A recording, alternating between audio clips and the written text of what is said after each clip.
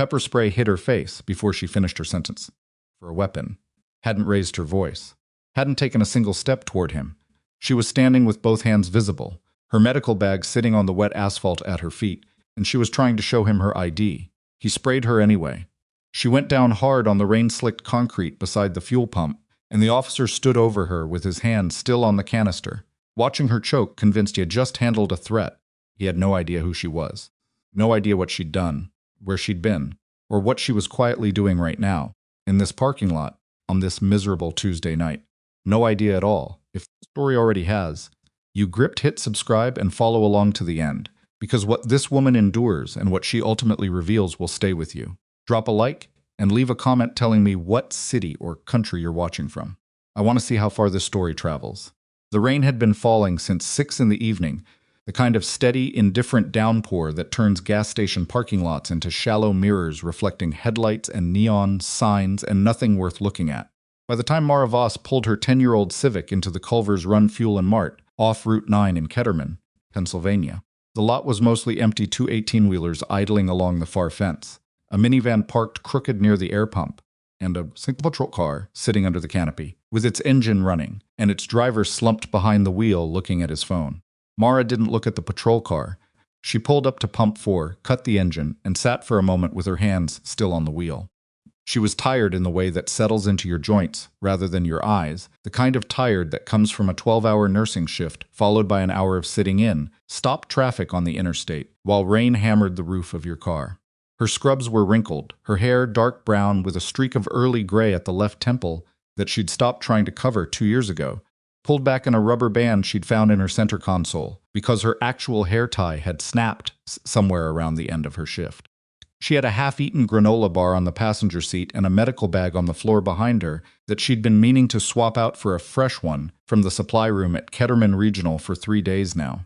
She looked, to anyone who bothered to glance, like exactly what she was in this moment, a 31-year-old night shift nurse at the end of a long Tuesday, stopping for gas before she drove home to her apartment on Caldwell Street where there was leftover soup in the refrigerator and a cat named Rooster who would yell at her from the moment she opened the door until she fed him. She climbed out, swiped her debit card, and started the pump. While the fuel ran, she leaned against the car and looked out at the highway beyond the fence. Her eyes went to a white panel van that had been sitting at the edge of the lot since before she'd pulled in, engine running, no one visible through the windshield from this angle, rear windows blacked out. It had Pennsylvania plates, but the bracket holding the rear plate was the kind that got installed by dealers in another state, the edge of a faded sticker just visible above the bumper. She'd noticed it before she even parked. Not because she was looking for it, just because she always noticed things like that and had long ago stopped trying to explain why. She looked away, watched the pump counter climb, rolled her shoulders. Patrol car door opened. She heard the boots before she saw him, heavy tread, deliberate, the specific sound of someone who walks with the expectation that other people will adjust their path. Came around the back of her car and stopped about 4 feet from her, thumbs in his belt, and he looked at her the way some people look at a car parked in their favorite spot. He was broad across the shoulders, late 30s, with a close-cropped haircut that had started to recede at the temples, and a mustache that was probably meant to read as authoritative but landed somewhere closer to effortful. His name tag said GRER. His body camera was clipped to his left breast pocket, and it was running. The small red indicator light was visible even in the rain. Evening, he said. Evening, Mara said. He looked at her car. He looked at her medical bag, barely visible through the back window. He looked at her scrubs, her tired face, the granola bar wrapper, visible on the passenger seat. You stopping here for gas? She glanced at the pump. That's what it looks like. He didn't like that. She could see it in the slight shift of his jaw, the way his weight settled back half an inch. Where are you coming from? Work. Where do you work? Ketterman Regional. I'm a nurse there. You got ID? She had her wallet in her jacket pocket. She reached for it slowly, the way she'd learned to reach for things unhurried, visible, no sudden movement. Sure. Give me 1 second. She held out her driver's license and her hospital employee badge together, the way she always did when this kind of thing happened, because it had happened before, and she'd learned that volume of documentation was sometimes the fastest path through it. Officer Greer took the license. He held it up and studied it for longer than necessary, the rain pattering off his hat brim. Mara Voss, he said, like he was testing the name for structural weakness. Yes, this is a Drexton County address, I know. I moved to Ketterman 8 months ago, but haven't updated my license yet. I keep meaning to. So you commute from Drexton? No, I live in Ketterman. The license address is old. He looked at the badge. He looked at her. He handed back the license without handing back the badge. What's in the bag in your back seat? She turned to look at it, then turned back. Medical bag. I use it for work. It's got basic supplies. A stethoscope, a blood pressure cuff. Nothing unusual. You mind if I take a look? There was no good answer to that question. I'd rather you didn't, because it has patient-related supplies in it. But I'm not going to make this into something bigger than it needs to be. Is there something specific you're concerned about, officer? He crossed his arms. You're parked at a gas station at 11:15 at night in a vehicle with a mismatched registration address and what you describe as a bag of medical equipment in the back seat. I'm doing my job. I understand, she said, keeping her voice even. I've shown you my ID and my work badge. I'm a nurse at Ketterman Regional. I'm getting gas. I'm not sure what the concern is. Concern, Greer said, is that you look like you're waiting for something. Mara was quiet for a moment. She looked at him steadily. I'm waiting for my tank to fill up. He took a step closer. Not aggressive exactly, but not nothing either. The kind of step that was meant to make her feel the difference in their sizes, their positions. The fact that he had a badge and a radio and she had a granola bar and worn-out nursing shoes. You been here before? He asked. No. You know anybody who uses this station regularly? I don't know anyone in this parking lot, if that's what you're asking. He looked past her at the fuel pump. He looked at the white van.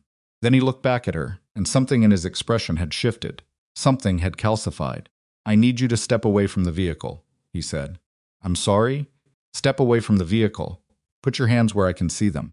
She didn't move immediately, not out of resistance, but because she was taking a breath and deciding exactly how to respond to this without the situation getting worse. That single second of stillness, that pause while she calculated, was what he chose to read as defiance. I said, step away.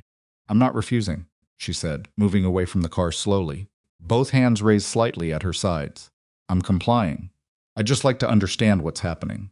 What's happening is you're not answering my questions directly. I've answered every question you've asked me directly. You've got an attitude. She almost laughed. She didn't. Officer Greer, I've been respectful. I've shown you documentation, and I've complied with every request. I'm tired after a long shift, and I want to finish getting gas and go home. That's all. Turn around, he said. She looked at him. Turn. Around. She turned around, facing the car, and she put both hands flat on the wet roof of the Civic, because she'd been in enough tense situations to know that keeping her hands visible and still was the safest thing she could do. The rain was coming down harder now, soaking through her jacket collar, running cold down the back of her neck. You have any warrants? Greer asked. Know any priors? No. Any weapons on you? No. She heard him step closer. You know what I think? I think you've been watching that van since you pulled in. She didn't answer that. You know someone in that van? No. Then why do you keep looking at it? She had looked at the van exactly twice, once when she arrived, once when he'd asked about it. She didn't say that. I noticed it because the engine's been running, and I haven't seen anyone go in or out of the fuel mart. That's all. That's interesting, Greer said, and his voice had gone quieter, which was worse somehow than when he was just being loud and irritating. Ordinary people don't notice things like that. Some people do. What's your background? She paused. I'm a nurse. Before that, the pump clicked off. Her tank was full. The silence in the lot felt larger than it should have. Before that, I did other work, she said carefully. What kind of other work? Medical work. You're being very vague for someone who says they have nothing to hide. She turned her head slightly, just enough to see him in her peripheral vision, without fully turning around. I'm not hiding anything. I'm trying to get home. Turn back around. She turned back. Behind her, she heard him unclip something from his belt. She heard the safety on the pepper spray canister disengage. She started to say something. She doesn't remember exactly what. Something along the lines of there's no reason for that. And then the spray hit her, and the world collapsed into heat and pain, and the wet sound of rain on asphalt, and her own knees hitting the ground. The pain was immediate and total. Her eyes sealed shut involuntarily, the mucous membranes in her nose and throat seizing against the chemical burn. She was on her hands and knees beside the car, gasping in short, controlled pulls of air through the burning, because she'd been exposed to CS gas in a training environment years ago, and her body remembered, even if her eyes were useless right now. Don't rub, keep breathing. Short breaths. Count. She heard Greer on his radio, calling it in his voice calm and professional in a way that was almost impressive, given what he'd just done to a woman who was standing with her hands visible on the roof of her own car. Unit 7 to dispatch, I've got a suspect detained at Culver's Run on Route 9. Female adult, possible evasion. Requesting backup. Suspect, she filed that word away. She stayed on her hands and knees, and she breathed, and she counted, and she let the training do what it was built to do, which was override the panic and keep her functional. Her eyes were streaming. Her face felt like she'd pressed it against a hot skillet. But she was breathing, and she was thinking, and that was what mattered. Through the blur and the burn, she heard something else. The white van, it had started moving. She couldn't see it well. Her vision was almost entirely gone right now, the world reduced to smears of light and dark, but she heard the specific way the engine note changed when a vehicle shifts from idle to drive, heard the tires find purchase on the wet asphalt, heard it begin to roll toward the exit. No, she'd been watching that van for 3 weeks. Not every night, not from this parking lot, but she'd been watching a vehicle matching that description, making a circuit through 4 counties in northwestern Pennsylvania, on a rotation that didn't match any commercial delivery pattern she'd been able to identify. Tonight was the second time in 2 weeks it had stopped at Culver's Run at approximately the same hour. She wasn't certain. She'd never been certain. But she'd been building a case on what she'd seen and what she knew, and right now that case was rolling out of a gas station parking lot while she knelt in the rain with chemical burns on her face because a cop with a chip on his shoulder had decided she looked suspicious. She pushed herself up from the ground. Her legs held. "Stay down," Greer said sharply. "I'm not a threat," she said, her voice raw, but even. "I need to tell you something about that van." I said, "Stay down, Officer Greer." She turned toward where she thought he was standing, her ruined eyes streaming, both hands out at her sides. "I understand you believe you had reason to detain me. I'm not fighting that right now. But that van that just left the lot needs to be reported to your dispatch immediately. The plate is Pennsylvania JKTR 402, and it needs to be flagged." "Silence. How do you know that plate?" Greer asked. She'd made a mistake. She knew it the instant the words were out of her mouth. She'd given up more than she should have, and now he was going to ask a question she wasn't sure how to answer. Standing in a gas station parking lot with burning eyes and soaking scrubs, and no backup and no cover story that was going to hold up under direct questioning. "I've seen the vehicle before," she said. "Where?" "In the area, over the past few weeks. And you just happened to memorize the plate." She didn't answer that. "What are you?" he asked. "Who do you actually work for?" "I work at Ketterman Regional Hospital," she said. "I'm a nurse, that is true, and accurate, but I'd ask you to report that plate and let the people who need to act on it do so." Another silence.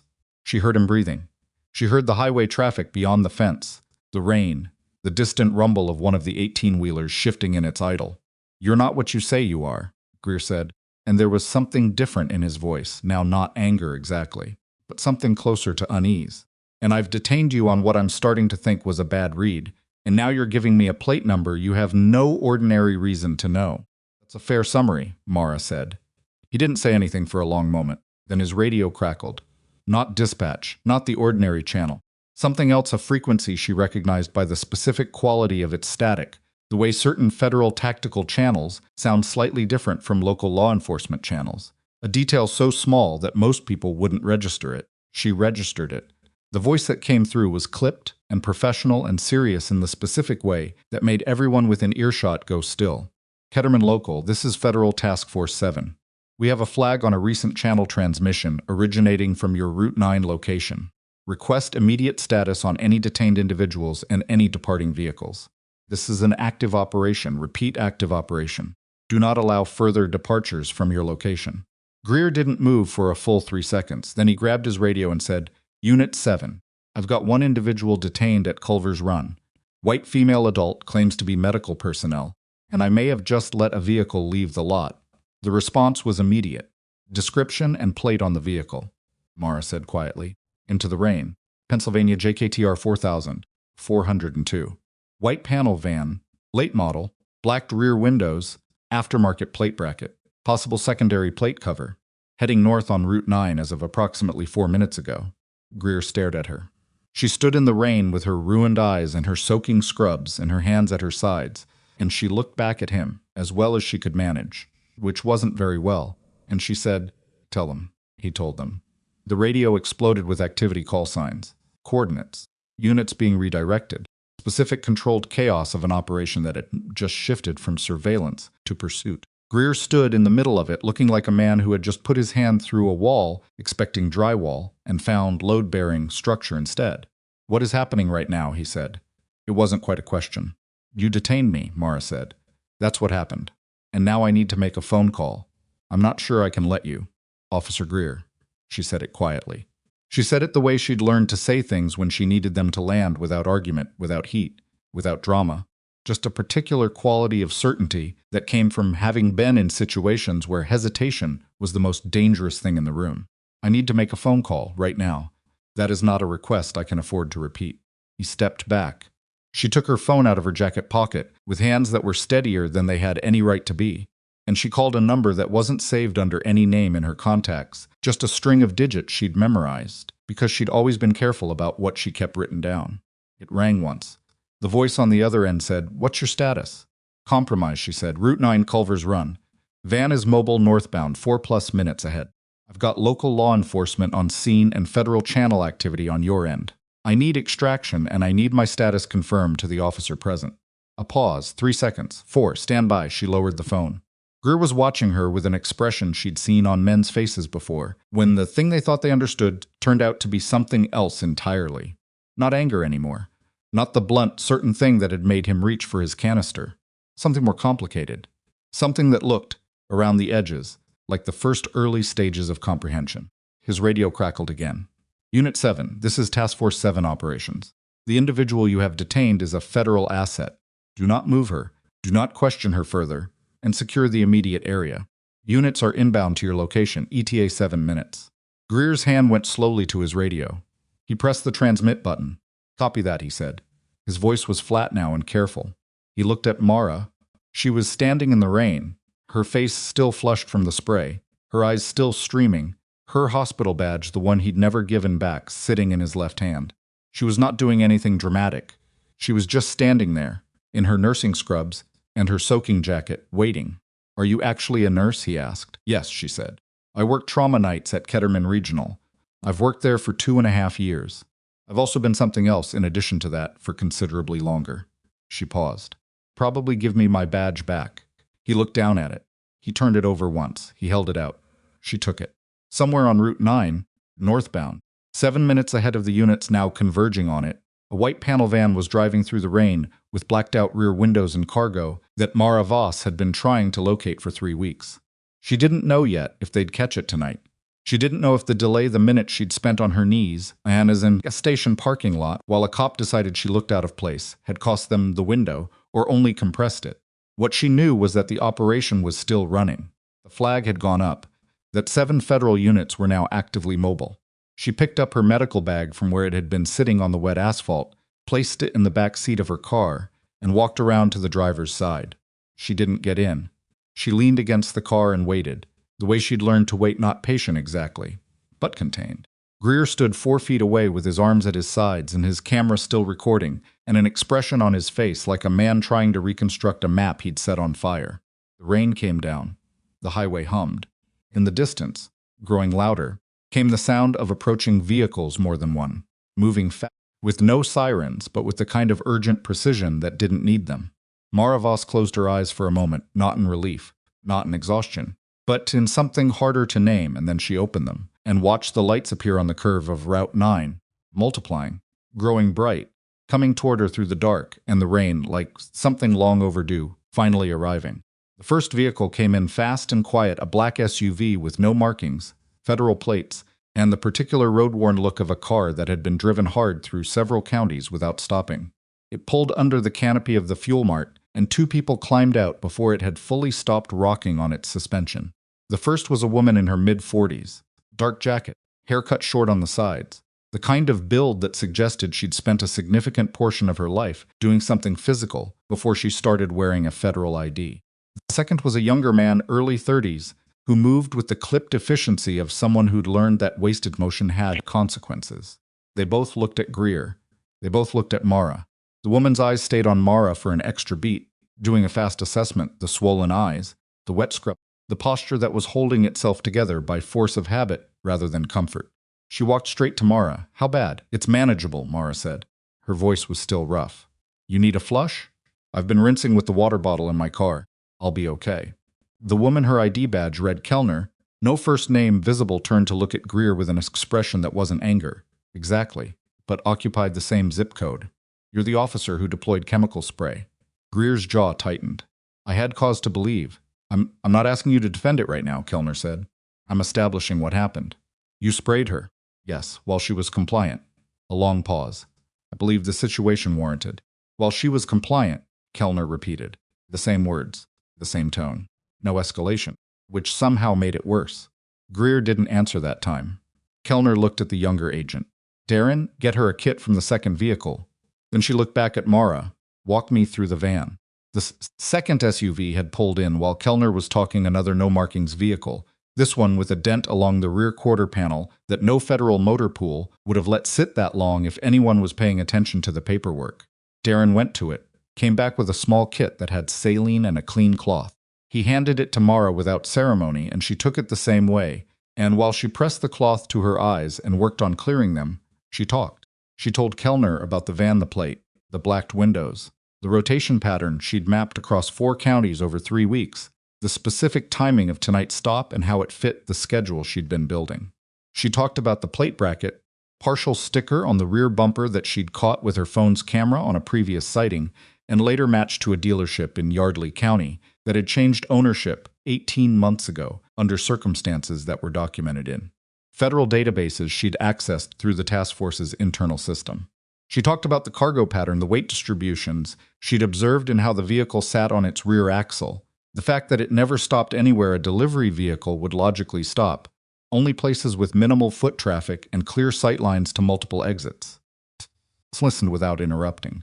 The younger agent, Darren, took notes on his phone. Greer stood 10 feet away and listened to all of it. Afterward, Kellner was quiet for a moment. You've been running parallel surveillance on this vehicle, without logging it through official channels. I was building toward a logged report, Mara said. That's a fine distinction. I know. Why didn't you flag it 2 weeks ago when you first ID'd the rotation? Mara pulled the cloth away from her eyes and looked at Kellner as clearly as she could manage, which was improving.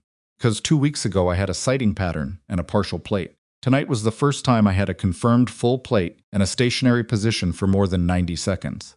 I was going to make the call tonight from this parking lot after I confirmed the plate was what I thought it was. She paused. I didn't get to make that call. Kellner absorbed that.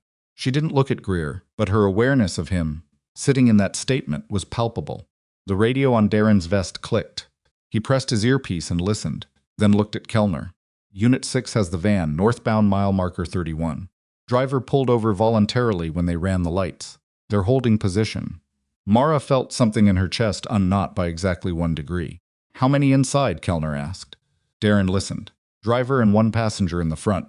Rear compartment, they're not sure yet. K9 is 3 minutes out. Kellner nodded. She looked at Mara. You need to go to the hospital.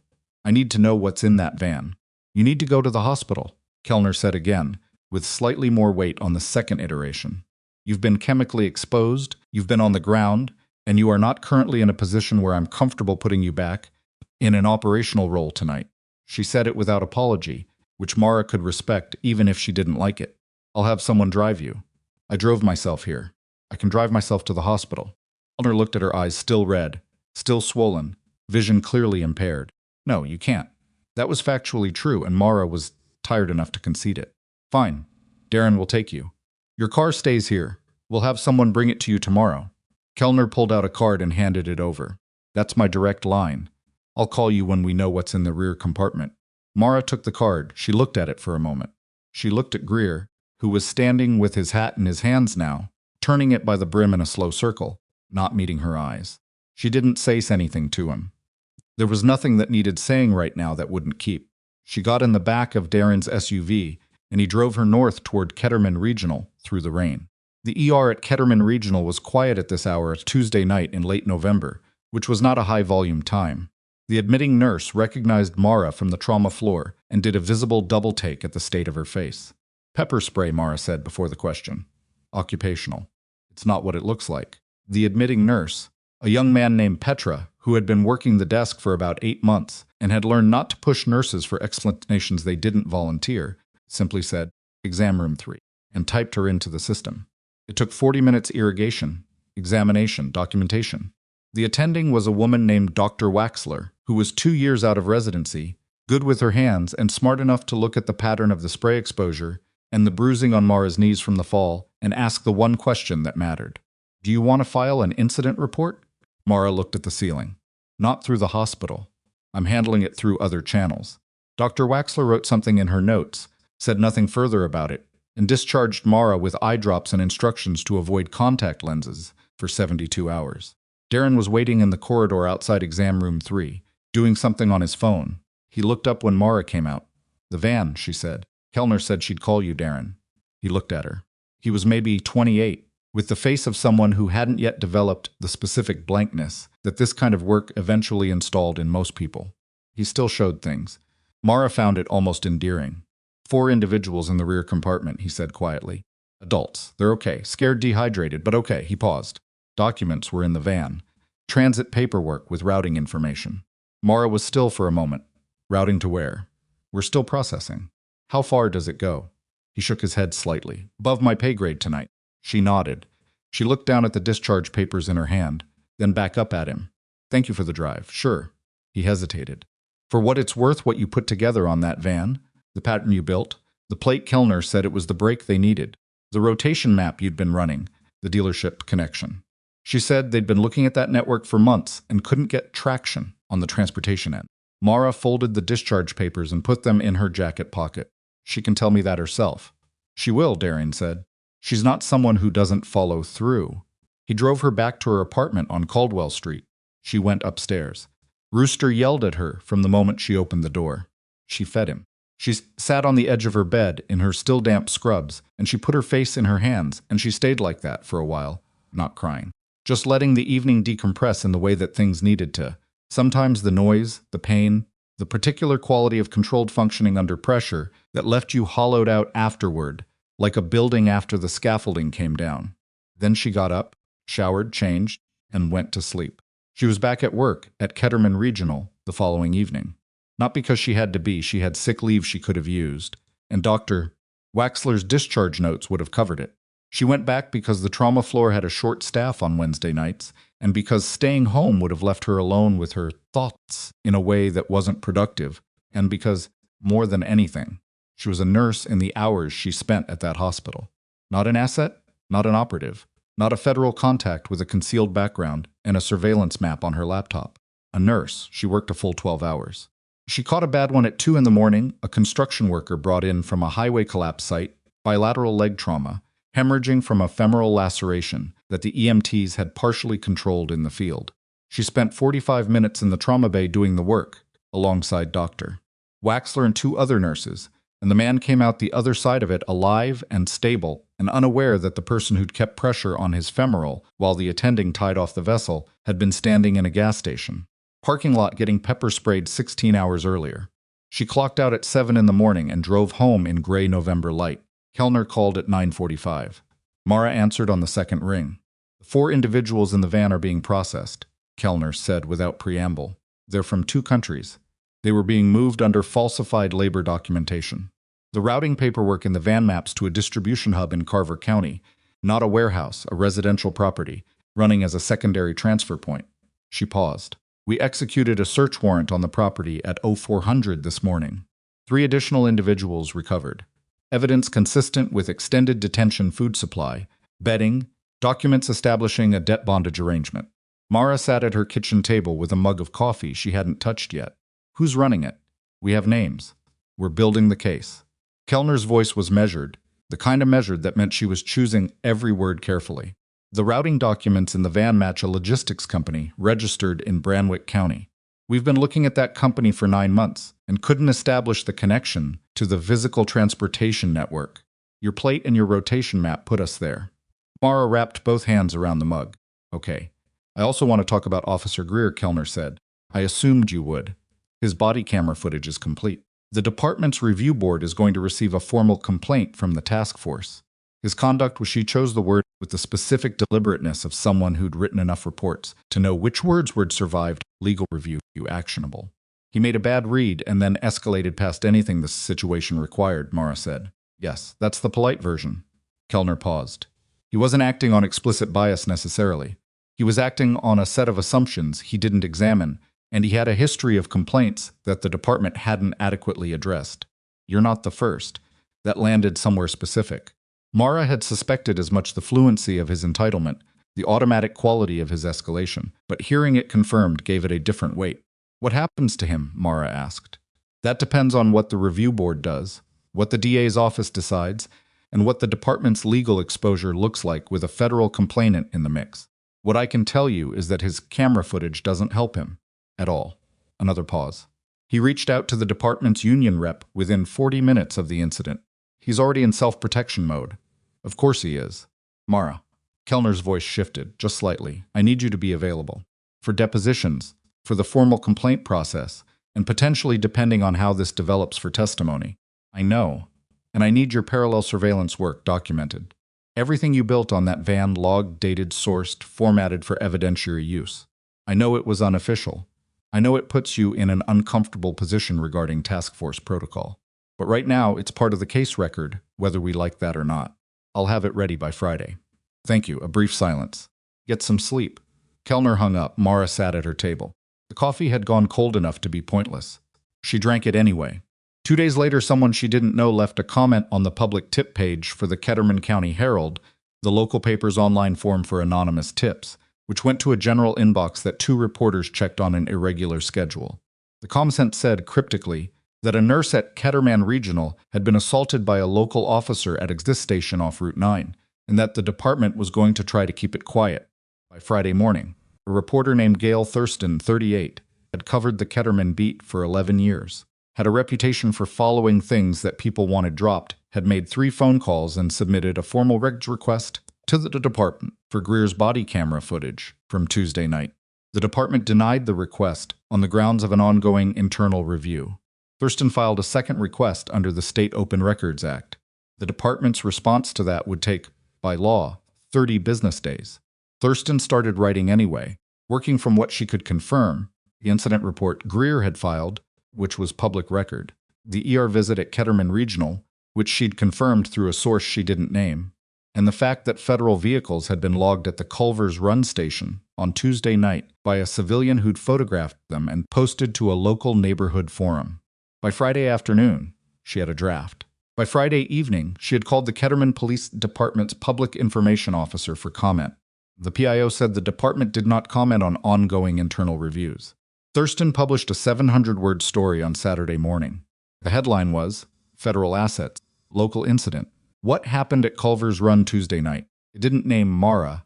It didn't have enough confirmed detail to name her. But it confirmed the broad shape of the incident officer-involved chemical spray deployment, subsequent federal law enforcement response, 1 civilian transported to Ketterman Regional, and it asked, in the specific way that regional journalism asked things, whether the department's internal review was sufficient, or whether the presence of federal personnel raised questions that internal review alone was equipped to answer.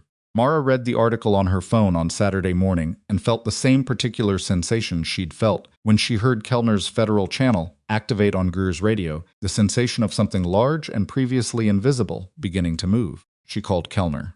I saw it, Kellner said. It doesn't identify me. Not yet. But the PIO is going to get more calls. The body camera footage denial is going to generate more records requests. And the fact that we logged federal vehicles at that location is already in the public domain. Kellner was quiet for a moment. We need to move faster on the formal complaint than I planned. Before this becomes a story that gets told by people who don't have the full picture. What does moving faster look like? I've already spoken to the U.S. Attorney's Office. They're not filing anything against Greer, yet they want to see how the department's internal review lands first. But I've been authorized to submit a formal written complaint on behalf of the task force to the department's oversight board, which bypasses the internal review entirely and goes directly to the state office. It's a much longer process, but a much less manageable one for the department. Mara stood at her kitchen window, looking down at Caldwell Street.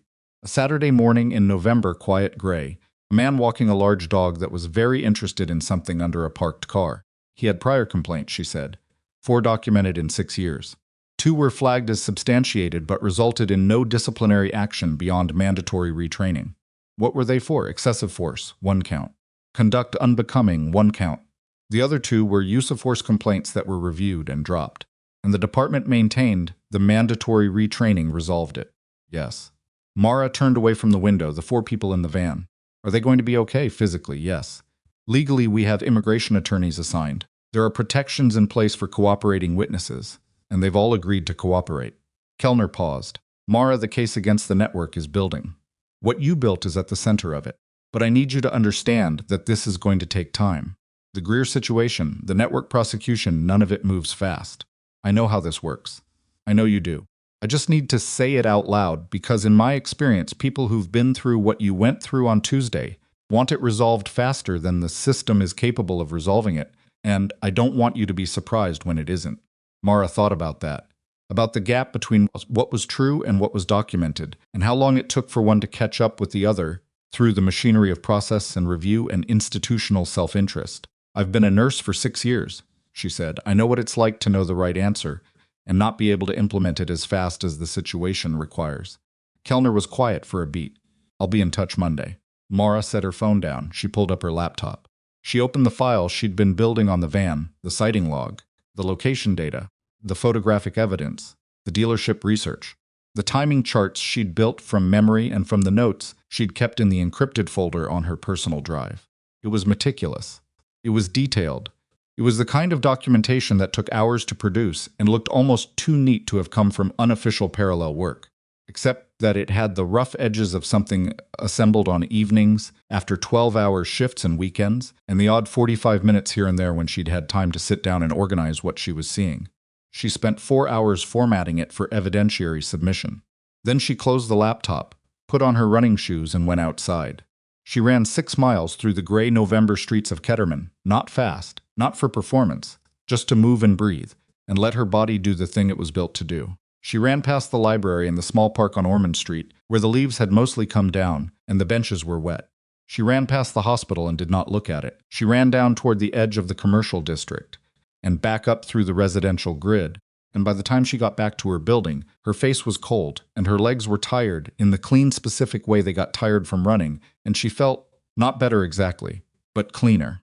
She was at the entrance to her building, hands on her knees, catching her breath when her phone buzzed. Expected Kellner, or Darren, or possibly Dr. Waxler following up on her eye examination scheduled for Monday.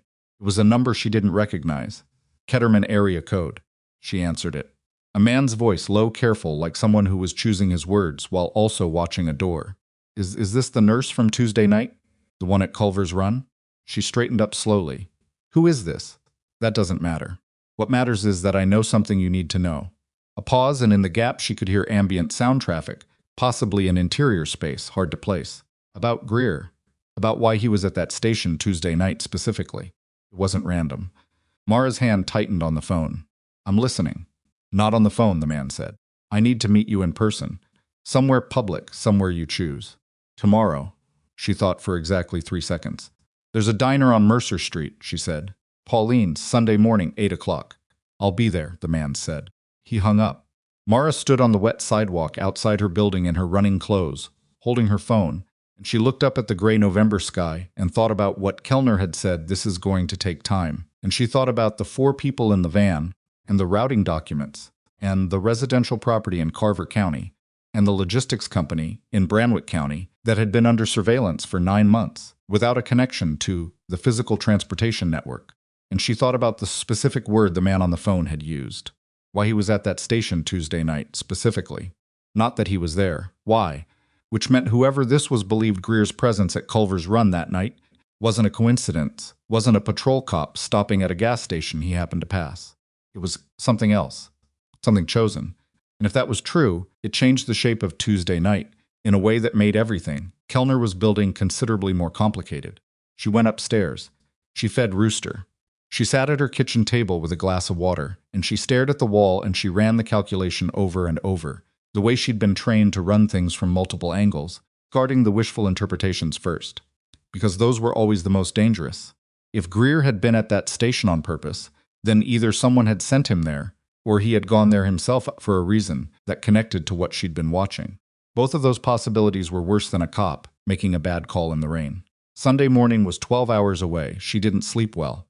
That wasn't unusual. Her sleep had been interrupted in various ways for most of her adult life, first by the military, and then by night shifts, and then by the specific category of background noise that came from carrying information you couldn't fully put down. But Saturday night was worse than normal. She woke at 2, at 4, at 5:40, each time with the same thing running in her head. It wasn't random. By 6, she gave up on sleep entirely and made coffee and sat at her kitchen table with her laptop open and spent 90 minutes pulling everything she could find on Greer through channels she had access to the task force's law enforcement database. Public court records, the department's published incident logs. She wasn't looking for anything specific. She was looking for a pattern she hadn't seen yet, the kind that only revealed itself when you stopped searching for what you expected and started looking at what was actually there. What was actually there? Greer had been assigned to the Route 9 patrol corridor for 14 months. Before that, he'd been on the South District rotation, which covered the commercial zone around the Brandwick County line. Put in for the Route 9 reassignment himself. The transfer had been approved without comment by his shift commander. Brandwick County, where the logistics company was registered. She sat with that for a moment, then opened a separate window and pulled up the task force's internal map of the network's known operational geography, the locations, the timing, the routes. She overlaid the timing of Greer's transfer request against the timeline of the network's activity in the Route 9 corridor. The transfer request was dated 11 weeks before the first confirmed sighting of the white panel van on Route 9. That could mean nothing. 11 weeks was a long lead time for a coincidence, but it wasn't impossible. People transferred patrol assignments for all kinds of reasons that had nothing to do with criminal coordination, personal preference, interpersonal issues, a bad relationship with a supervisor, wanting a quieter route. But it also could mean something. She closed the laptop at 7:15, got dressed, drove to Pauline's Diner on Mercer Street, and arrived 20 minutes early, because she always arrived early, to anything where she didn't know who she was meeting. Pauline's was the kind of place that had been there long enough to have a specific smell, coffee and griddle grease and something faintly sweet that might have been syrup, or might have just been accumulated years. The booths were red vinyl cracked along the seams. The counter had 6 stools and a rotating pie display with 3 pies in it. Mara took a booth near the back with a sightline to both the entrance and the kitchen pass-through, ordered coffee, and waited. The man came in at 8:04. He was somewhere in his 50s, heavy-set in the way that suggested he'd been built solidly once, and the years had added to it rather than softened it. He had a beard going gray at the jaw, a Ketterman County work jacket, and the slightly careful way of moving that people, when they were doing something they weren't sure they should be doing. He stood at the entrance and scanned the diner, and when his eyes found her, he didn't wave or nod, just walked over and sat down across from her, like they were continuing a conversation, rather than starting one. "You came alone," he said. "I did." She had not told Kellner about this meeting. She was aware that was a decision with consequences she'd deal with later. "I wasn't sure you would. You have something I need to hear." "I'm here." She set her coffee mug down. "Who are you?" He looked at the table. "Barton Hess. I work dispatch for Ketterman PD. 22 years worked. Past tense," she said. "I put in my resignation Friday." He said it without drama, which somehow made it heavier. "I've been thinking about it for a while. Friday just made it final." "What happened Friday?" He looked up at her. "I heard 2 of the supervisors talking in the break room. They didn't know I was in the adjacent office with the door cracked. They were talking about the review, about your incident, about the footage. And one of them said," he stopped, recalibrated, started again. "One of them said that the footage would be managed." That's the word he used. Managed. Mara kept her face still. Managed how? He didn't say specifically, but managed in this context, from this person, means what you think it means. He wrapped his hands around the coffee mug the server had brought without him asking. "They're going to try to bury the worst of it. Not all of it they can't, not with a federal complaint already in, but they're going to build a narrative around the footage that frames Greer's response as a reasonable precautionary measure given a perceived threat. Based on what? Based on your background." He looked at her steadily. "They know who you are. Not everything, but they know you have a military record and some kind of federal affiliation.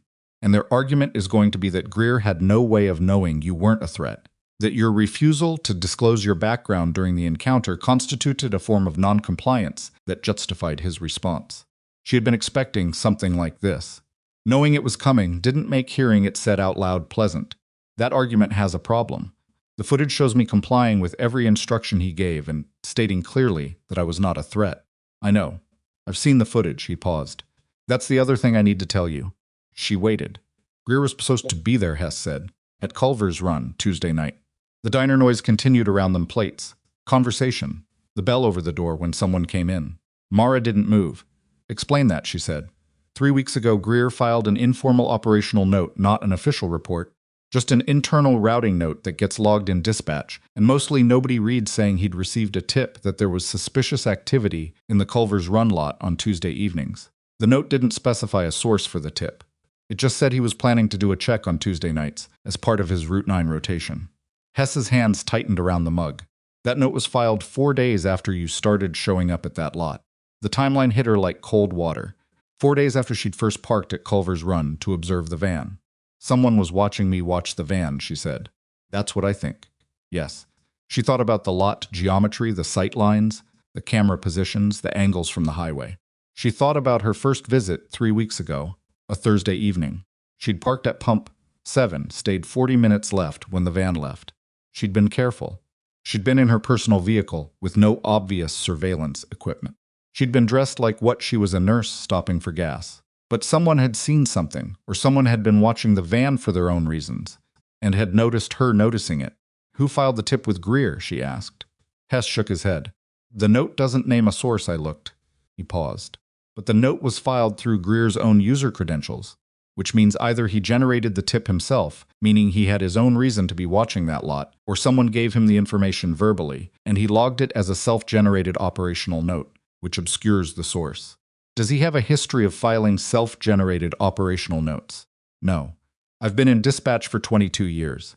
I've seen maybe a dozen of those from the whole department, and most of them are from senior officers covering their paper trail on something. Greer's never filed one before. She sat back in the booth. She looked at the ceiling for a moment, then at Hess. Why are you telling me this? She asked. He was quiet for a beat. Because I've been in that department for 22 years, and I've watched things get managed before. I watched it happen to a female officer who filed a complaint against her partner in 2019. I watched it happen to a kid who filmed a traffic stop and tried to take it to the review board. It gets managed, and the people who had cause for a complaint end up looking like the problem, and everybody moves on. He looked down at his coffee. I'm 61. I've got a pension, and I've got 3 grandchildren, and I don't need this job anymore as badly as I needed to not watch this happen again. Mara looked at him for a long time. You understand what this makes you, she said. The minute I take this to federal investigators, you're a named source. You'll be deposed. I know. Your pension could be affected depending on how the department responds. I know that too. He finally drank his coffee. I'm not asking you to protect me. I'm asking you to use what I've told you before they get the footage, managed to the point where it's useless. She nodded slowly. She pulled out her phone and opened a notes application and set it on the table between them. Start from the beginning. Everything you know. Every date, every name, every specific thing you saw or heard. We're going to be here for a while. She called Kellner from the parking lot at 10:47. Kellner answered immediately, which meant she'd been waiting. You met with someone, Kellner said. Mara didn't ask how she knew. Task force awareness of her movements was something she'd long since factored into her operating assumptions. Barton Hess, former dispatch Ketterman PD, he resigned Friday. He has information about Greer's presence at Culver's Run Tuesday night and about an attempt within the department to shape the body camera footage narrative before the State Oversight Board receives it. A silence. Define shape. At least one supervisor used the word managed in a conversation Hess overheard. Hess believes they intend to frame Greer's response as reasonable, given my undisclosed background. That framing has no legal legs. It doesn't need legal legs. It needs enough ambiguity to delay the oversight process and give the department time to build a parallel record. You know how this works, Kellner. I know how this works, Kellner agreed, in a tone that meant she was already moving pieces. What else did Hess give you? Mara told her about the operational note, the self-generated tip log, the timeline, the 4-day gap between her first surveillance visit and Greer's filed justification for being in that lot. The silence on Kellner's end was longer this time. He was positioned, Kellner said. Not a question. Someone positioned him, or he positioned himself. Hess doesn't know which. But if he was positioned, then whoever put him there either knew about the van or knew about me. Either way, it connects to the network. A dirty cop in the corridor, Kellner said, very quietly. The way people said things they'd half suspected and didn't enjoy being right about. Possibly. Or a cop who was being used without fully knowing. It told there was suspicious activity at a specific location, without being told why, given enough information to be a presence there without being read into the actual operation. That would make him a tool rather than a participant. Yes, and it would mean whoever gave him that tip has a direct line of sight into either my surveillance work or the van's operational pattern. Possibly both. Kellner made a sound that wasn't quite a word. I'm going to need Hess's formal statement. He's willing. He resigned Friday specifically to remove the department's ability to compel his silence through employment threats. He'll cooperate. Get him to the federal field office in Ketterman Monday morning. I'll have someone there. A pause, Mara. This changes the internal review. If Greer was positioned, the department's oversight process becomes a potential obstruction risk. They may be trying to manage the footage specifically, because they don't know yet whether Greer is a participant or a dupe, and either answer is bad for them. I know. Which means I'm going to escalate to the U.S. Attorney's Office today, not Monday. Good. You should have called me before you met with Hess. I know. She didn't apologize for it. I needed to hear what he had to say before I decided whether to bring it to you.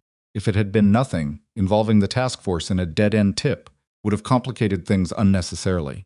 Kellner was quiet for 2 full seconds. That's a reasonable operational logic that I'm going to officially tell you was inappropriate, and unofficially acknowledge was sound. I appreciate the honesty. Go home. Stay available. Don't take any more unilateral meetings. Mara said she would, and mostly meant it, and drove back to Caldwell Street through a Sunday morning that had turned briefly clear, the November sky the specific color of old pewter that meant it was probably going to snow before the week was out. It snowed Monday. The Ketterman field office of the federal agency was a converted commercial space on Aldrich Avenue, unremarkable exterior, the kind of signage that told you nothing, the kind of interior that told you everything about institutional priorities. Function first, appearance last.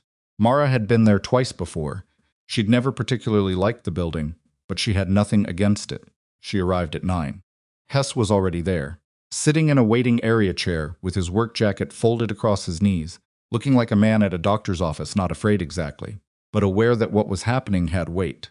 Kellner ran the deposition herself, which Mara took as a signal about how seriously the U.S. Attorney's Office was treating the escalation.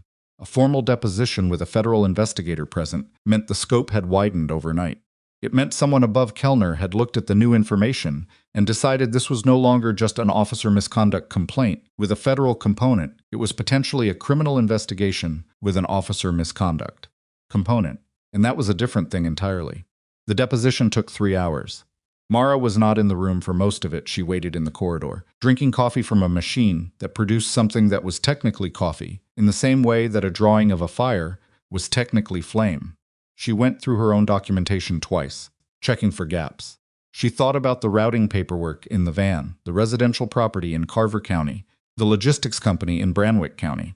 She thought about the 11-week gap between Greer's transfer request and the van's first appearance on Route 9. She thought about what Hess had said. It wasn't random. 12:20, Kellner came out of the deposition room and walked to where Mara was standing. He held up, Kellner said. Everything he gave you checks out against the dispatch logs we pulled this morning under emergency federal access. The operational note is in the system exactly as he described it. The timestamp is confirmed.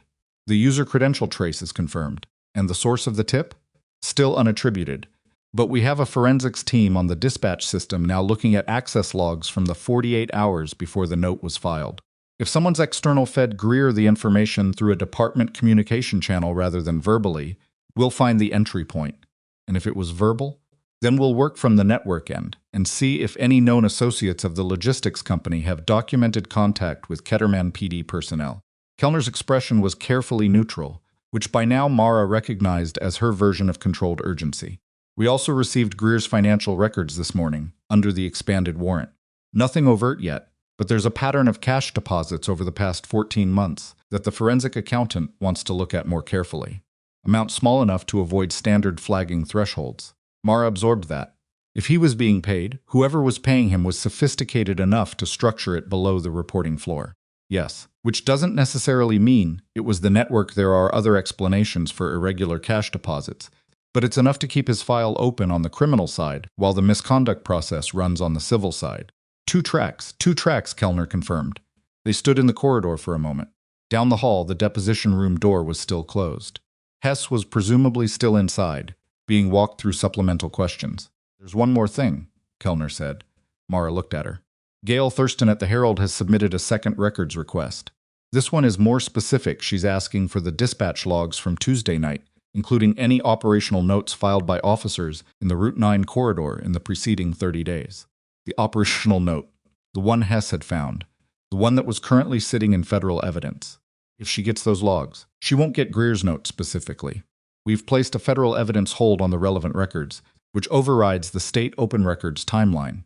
But she will get the general dispatch logs, which will show federal channel activity at Culver's Run and confirm the presence of task force units. And she's smart enough to know that federal channel activity at a local gas station is a story whether or not she can see the underlying paperwork. You want to get ahead of it. I want to have a conversation with you about what you're comfortable with, because the way to get ahead of it involves confirming enough of your background to the Herald to prevent them from getting it wrong. Which means your name becomes part of the public record in a way it currently isn't. Mara looked at the floor. She looked at the fluorescent light on the ceiling. She thought about her apartment on Caldwell Street, and her cat, and her 12-hour shifts, and the 2.5 years she'd spent building a life that was genuinely hers, not a cover, not a maintenance posture, but an actual life where she was a nurse who happened to also be doing something else, rather than an operative who happened to also have a nursing job. Going public with her name and her background meant the something else would no longer be secondary. The story would define her in a specific way for a specific period, and there was no controlling how long that period lasted. If the footage gets managed, she said slowly, and the department successfully frames Greer's actions as reasonable, given an undisclosed and potentially threatening background, then the narrative that survives is that a suspicious woman with a murky past got stopped by a cop doing his job, and the federal involvement was about her, not about him. Yes, Kellner said, and the 4 people in that van, and the Carver County property, and the Brandwick County Logistics Company become background details to a story about a department that handled an unusual situation adequately. That's the risk. Mara was quiet for a long time. Let me think about it through tonight, she said. I'll have an answer for you tomorrow morning. Kellner nodded. She didn't push. That was one of the things Mara had come to understand about Kellner over the 14 months they'd been working adjacent to each other. She asked once clearly, with the full weight of the implications visible, and then she waited.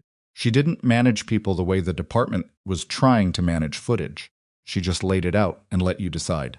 Mara drove back to Ketterman Regional. She had a shift starting at 3. The shift was bad in the specific way that shifts sometimes were not catastrophic, not the kind of bad that left marks, just relentlessly difficult. One thing after another with no gap wide enough to catch her breath. A pediatric respiratory case that stabilized slowly. A post-surgical complication that required calling in the attending at 9 in the evening. A man in his 80s with a hip fracture who was frightened and kept asking for his wife, and the wife had died in March, and the nurse coming on after Mara was new and didn't know that yet, and Mara spent 12 minutes at the end of her interaction with him, just sitting on the edge of his bed and talking about nothing in particular, until he was calm enough to let her go. She clocked out at 3 in the morning and sat in her car in the hospital parking garage for about 4 minutes before she felt capable of driving. The city was quiet at this hour. Snow had stopped falling and the streets were gray-white and still. She drove down Aldrich Avenue past the federal field office. The lights were on inside, which meant someone was there even at 3 a.m., which meant something had moved on one of the cases, and she thought about what Kellner had asked her. She thought about it all the way home. She thought about it while she fed Rooster, who was furious at the hour, but ate immediately upon being served, because he was a cat and priorities were priorities. She sat at her kitchen table and opened her laptop and looked at the blank document she'd been meaning to write in for weeks, a personal log, not for evidentiary use, just for herself. The kind of writing she'd done sporadically throughout her adult life to process things that otherwise just cycled. She'd started it 3 weeks ago, the first night she'd gone to Culver's Run. She started writing. She wrote for 40 minutes. Not about the decision, not directly. About the shift, about the man with the hip fracture. About the specific quality of his fear, which was not about pain or medical outcome, but about being alone in an unfamiliar place, and how that was a fear she understood from contexts he would never have imagined for a person who looked like she did at 3 in the morning in her scrubs. About how nursing had given her, unexpectedly, a particular kind of usefulness that her military training had never quite provided, not the tactical kind, not the mission-critical kind, but the small specific kind that occurred one person at a time, in rooms where nothing exploded and nothing was solved, and someone just needed to not be alone for 12 minutes. She finished. She read what she'd written. She closed the laptop. She knew her answer. She picked up her phone and sent a message to Kellner's direct line. I'll do the interview. My conditions are. I approve the characterization of my background before publication. The timing is coordinated with your evidence hold, so the operational note isn't compromised. And Thurston understands this is one interview, not an ongoing access arrangement. If she can agree to those terms, I'll talk to her. She set her phone down. It was almost 4:30. She should sleep. She was going to try. The phone buzzed 6 minutes later. Kellner agreed. I'll contact Thurston's editor in the morning to set parameters. Well done, Mara. She plugged in her phone. She lay down. She was asleep within 10 minutes, which was fast for her, faster than the night before, faster than most nights in the past 2 weeks. Her body had apparently decided something had been resolved, and it was willing to let her rest. She didn't hear the phone buzz again at 5:19. She didn't see the message from Darren. Forensics found something in the dispatch access logs. You need to call Kellner when you wake up. Don't wait. She didn't see the second message, sent 4 minutes after the first, which said only, Greer's been in contact with someone inside the task force. We don't know who yet. Kellner wants to know if you've told anyone outside the team about the Hess meeting. She slept through both of them, and through the gray dawn coming up over Ketterman, and through the snow beginning again at 6, soft and indifferent, covering the street she'd driven home on in a clean white layer that made everything look, briefly, like it could be anything. At 7:43, her phone rang. It was a number she recognized, the field office's main line, not Kellner's direct number, not Darren's cell. The main line, which meant someone other than Kellner was calling, which meant something had changed in the last few hours that had moved this above Kellner's direct management. She answered.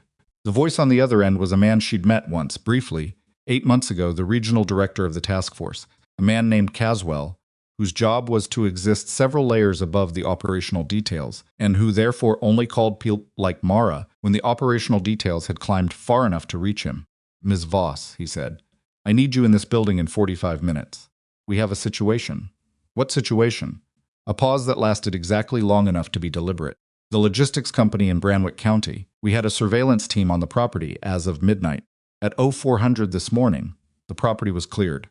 Completely. Equipment, documentation, personnel gone. Someone tipped them that we were coming. Mara sat up in bed. Rooster lifted his head from the foot of the mattress and looked at her with yellow-eyed disapproval at the disturbance. And someone inside the task force contacted Greer, she said. We believe so. Which means either Greer passed the warning, or the contact used Greer as a channel to reach the network. Or Caswell stopped. 45 minutes, Ms. Voss. Please, he hung up. She was already out of bed. She drove to the field office in 28 minutes, which was faster than the 45 Caswell had given her, and faster than was technically advisable on snow-covered streets. But she'd driven in worse conditions, in worse vehicles, in places where a wrong turn meant something considerably more permanent than a traffic citation. The building on Aldrich Avenue had more vehicles outside it than she'd ever seen their 3 federal SUVs, an unmarked sedan, with the specific antenna configuration of a communications vehicle, and a Ketterman County Sheriff's unit parked at an angle that suggested its driver had arrived in a hurry and hadn't bothered to straighten out. The lights in every visible window were on. Caswell met her at the entrance himself, which told her the situation had moved past the point of delegation. He was a lean man in his early 60s with the kind of face that had probably always looked serious and had only deepened into it with age. He shook her hand without preamble and walked her inside at a pace that required her to move briskly to match. What we know, he said, while they walked, is that between midnight and 0400, someone accessed the task force's internal case management system, using credentials belonging to an analyst named Whitford Marcus Whitford, 12 years on the task force, based at the regional hub in Carver City. Whitford is currently unreachable. He did not report for his shift at 6 a.m. His supervisor cannot locate him. The access was from Whitford's credentials or from Whitford himself? Mara asked. We don't know yet. The log shows his credentials. Whether he used them or whether they were used by someone else is what forensics is working on right now. Pushed through a door into a conference room, Kellner was standing at a table covered in printed documents and a laptop showing what appeared to be a network access log. 2 other people Mara didn't know were seated with their own materials. What was accessed, Caswell continued, was the surveillance package on the Brandwick County Logistics Company addresses, operational timeline, surveillance rotation schedule. Whoever pulled that information had exactly what they needed to tell the company's operators to move. Mara stood at the edge of the table and looked at the access log on Kellner's laptop. The timestamp showed 4 separate queries between 1241 and 117 a. Imprecise targeted queries. not someone browsing someone who knew exactly what they were looking for and how to find it. Whitford had clearance for this database, she said. Level 3 access, yes. Kellner looked up from the laptop. Which means if someone was using his credentials rather than Whitford himself, they either had his login information through a security breach or through Whitford's voluntary cooperation. Cooperation under what circumstances? That's the question we're trying to answer. Kellner pulled a printed sheet from the stack and slid it across the table. This is Whitford's phone activity over the last 72 hours. Most of it is unremarkable, but there are 2 calls late Saturday evening after 11 p.m. to a number that traces to a prepaid device. That device has been active in the Ketterman area for approximately 3 weeks. 3 weeks. The same window as the van's rotation. The same window as Mara's surveillance. Greer, she asked. The cell tower data puts Greer's personal phone 3 blocks from where that prepaid device pinged on Saturday night at 11:40. We can't prove they were in communication directly, but the geographic overlap is suggestive. Mara sat down in one of the chairs. She looked at the ceiling for a moment, then at Caswell. If Whitford was passing information through a prepaid channel to Greer, and Greer was passing it to the network, Whitford may not have known what he was feeding into. He may have thought he was talking to Greer about the misconduct case, about protecting himself from the federal complaint. Go on, Caswell said. Greer reaches out to Whitford, someone he has some existing relationship with, or someone he's been put in contact with by the network.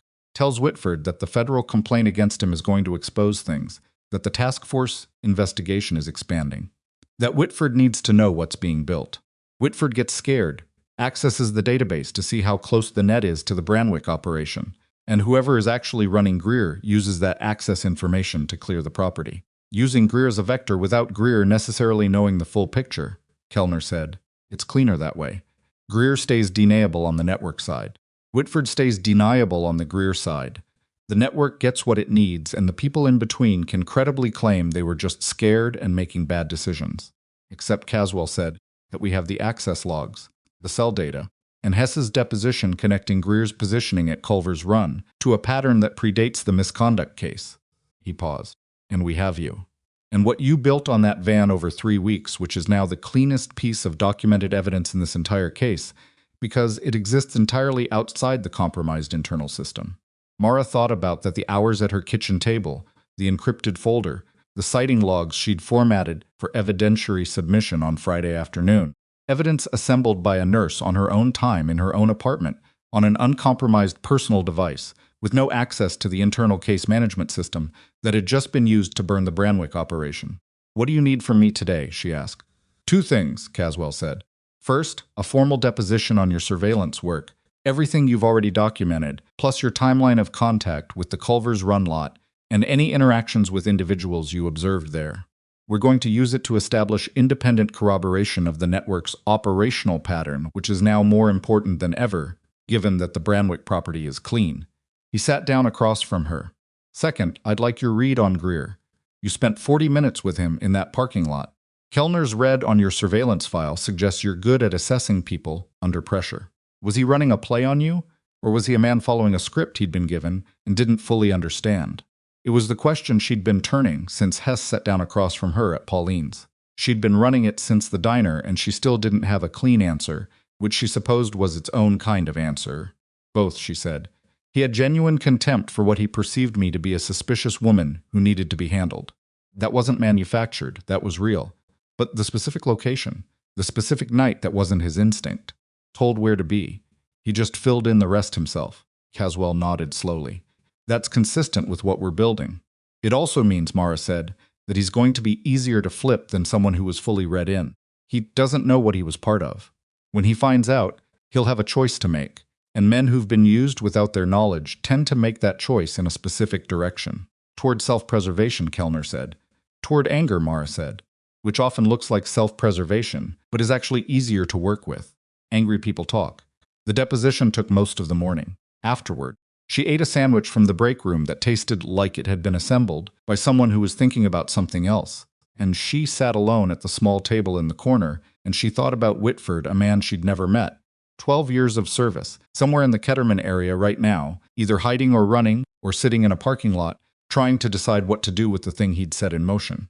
She thought about how this happened, How someone who'd built 12 years of service gets leveraged into one bad decision at midnight on a Saturday because someone scared him into it. She understood it. The mechanism was clear enough. Fear and access, and a phone number that promised a manageable exit. It didn't make it forgivable. It made it human, which was different, and sometimes harder to deal with. Kellner found her at 12:40. She sat down with her own coffee and was quiet for a moment before she spoke. Greer was brought in for questioning at 9 this morning, she said. His union rep was present. He declined to answer most questions. But he asked, and this is verbatim, his lawyer wrote it down. He asked whether the woman from Culver's Run was involved in the federal investigation of the logistics company. Mara looked at Kellner over the edge of her coffee. He used the phrase "the woman from Culver's Run," Kellner said. Not the woman I detained. Not the nurse. The woman from Culver's Run. Which suggests to us that the way he understood the Tuesday night situation was less about a suspicious person he encountered on patrol and more about a specific individual at a specific location. He knew I'd been there before, Mara said. We think so. We think he went there Tuesday night, specifically, because someone had told him there was a woman using that location. And we think he escalated the encounter, not purely out of bad judgment, but out of an attempt to disrupt whatever that woman was doing there. Mara put her coffee down. He was trying to make me leave, or make me visible enough that the network would know someone had been watching them, which is why the van moved when it did. Not because it happened to be leaving, because the people in, or associated with the van, saw a law enforcement interaction with the individual who'd been observing their location and made the call to go. He burned my surveillance, yes. Intentionally, or as a predictable consequence of what he was asked to do. We may never know which. But functionally, yes. The sequence assembled itself in her head with the specific clarity that came when scattered evidence suddenly found its geometry. The tip log, the transfer request, the prepaid phone, Whitford's access queries, the Branwick property going dark.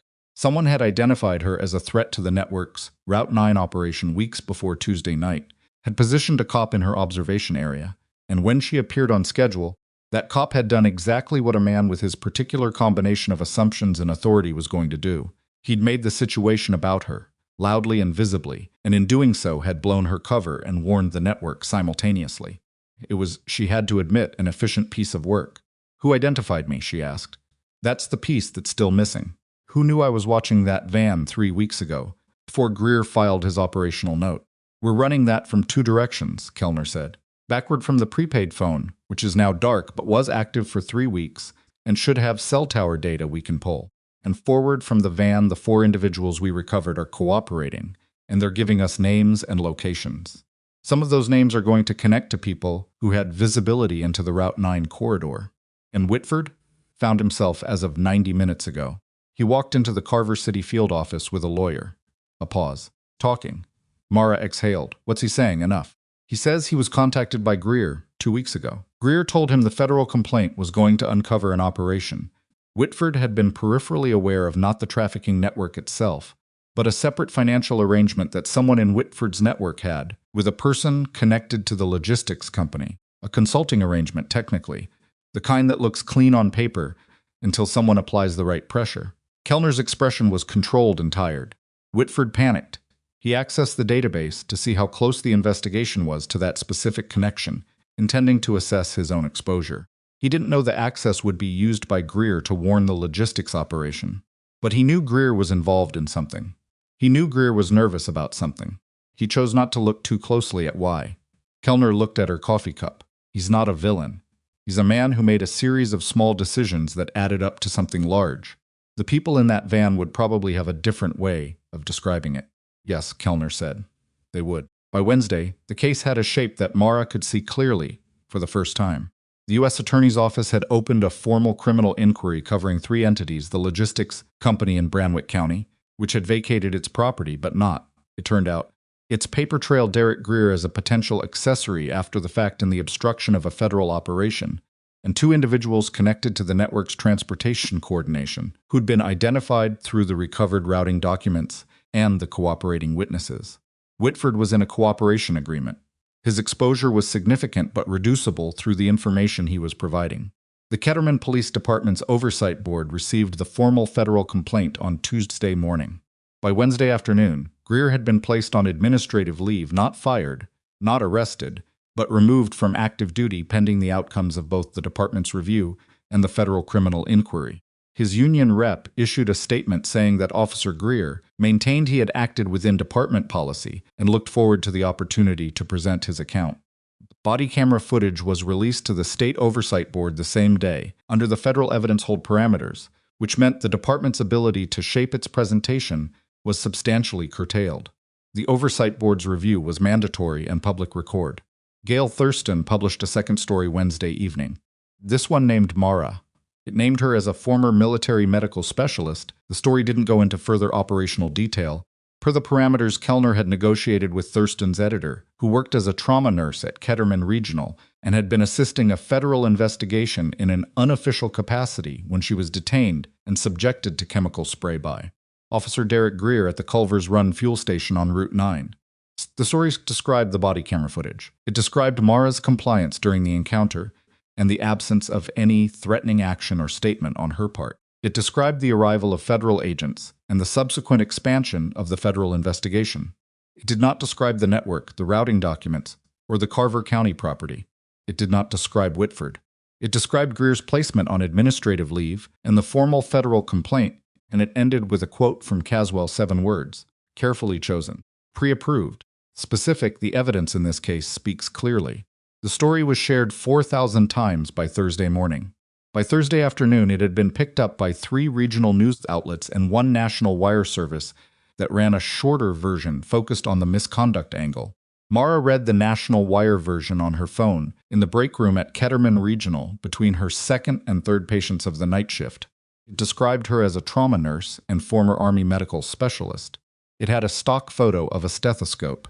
It was 73 words long, and in those 73 words, the arc of what had happened to her was compressed to something so small it barely registered, which was both frustrating and accurate, because the arc of what had actually happened to her was not a story that 73 words could carry. Her supervisor, a woman named Paulette Ruiz, who had been managing the trauma floor for 9 years, and whom Mara had never seen visibly rattled by anything, knocked on the break room door at 11 and sat down across from her. "I need to ask you something," Ruiz said.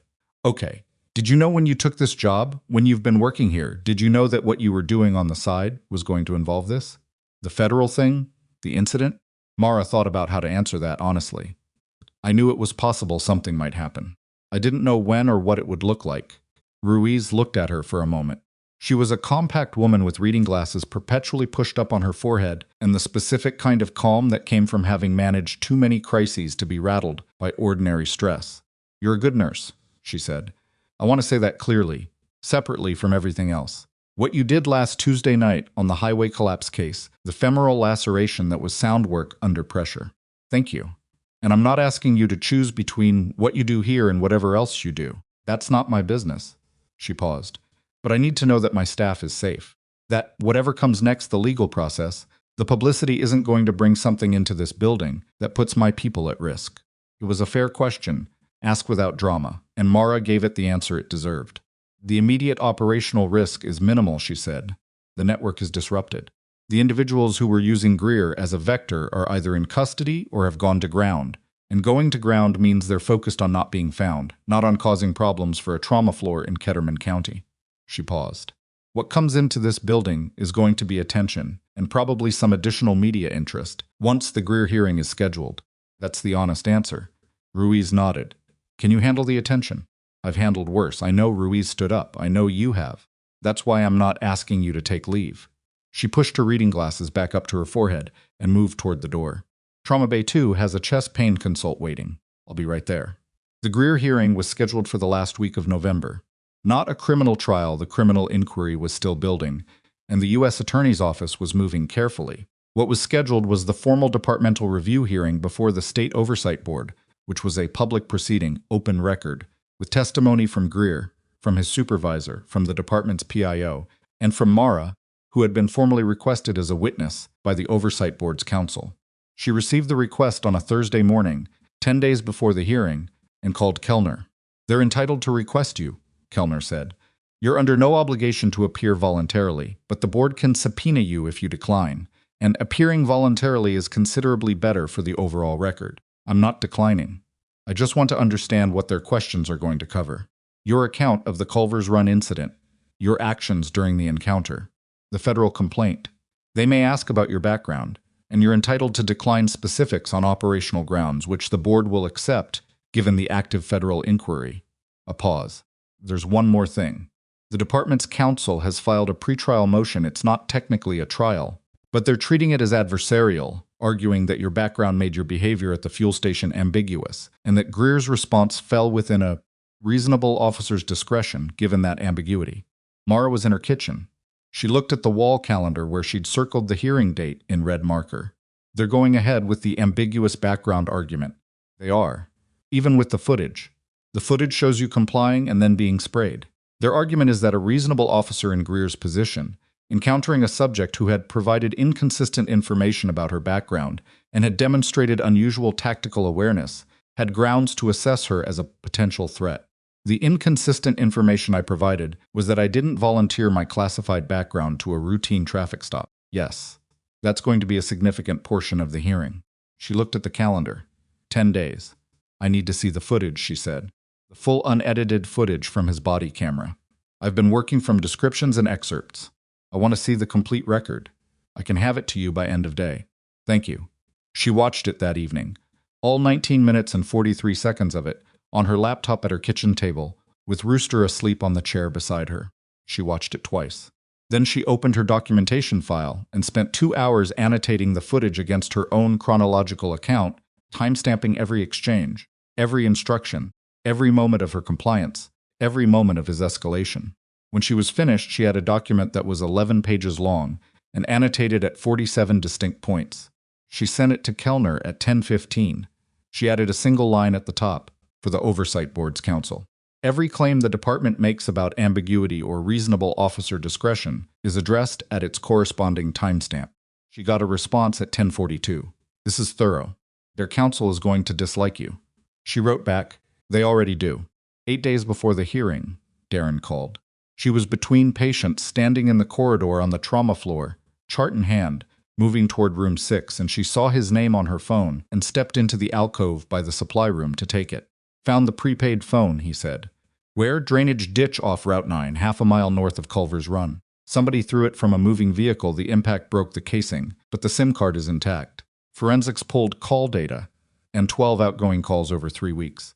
10 to Greer's personal cell, 2 to an unregistered number that traces back to a cell tower in Brandwick County near the logistics company's property. He paused. The phone was purchased at a convenience store in Ketterman, 11 days before your first surveillance visit to Culver's Run. 11 days. Whoever had acquired that phone had done it before she showed up. Which meant this wasn't reactive. They hadn't been watching her watch the van. They'd been setting up infrastructure in the corridor before she arrived, which meant their awareness of Route 9 as an operational risk predated her surveillance entirely. Who bought the phone? She asked. Cash transaction, no ID required. But the store has security footage. He paused again, and this time the pause had weight. Mara, the person on the footage, is a woman, mid-30s, dark jacket, short hair. The image quality is it's not good, but we've run it through facial recognition against our database. She already knew, in the way that you knew things when you'd been thinking about them long enough, before anyone said them. Kellner wants to handle the conversation, Darren said carefully. She asked me to call you and ask if you can come in tomorrow morning. Who was on the footage, Darren? A silence. Come in tomorrow morning, he said. Please. She stood in the supply room alcove with her chart pressed against her chest and the corridor noise of the trauma floor continuing around her. PA announcements. Cartwheels. A patient calling for a nurse 3 rooms down, and she thought about the prepaid phone and the 11-day head start and the woman in the dark jacket with short hair, and the specific way it said, Kellner wants to handle the conversation, like the conversation was something that needed handling. She ended the call. She stood there for 12 seconds. Then she walked back into the corridor, went to room 6, and did her job. She finished her shift.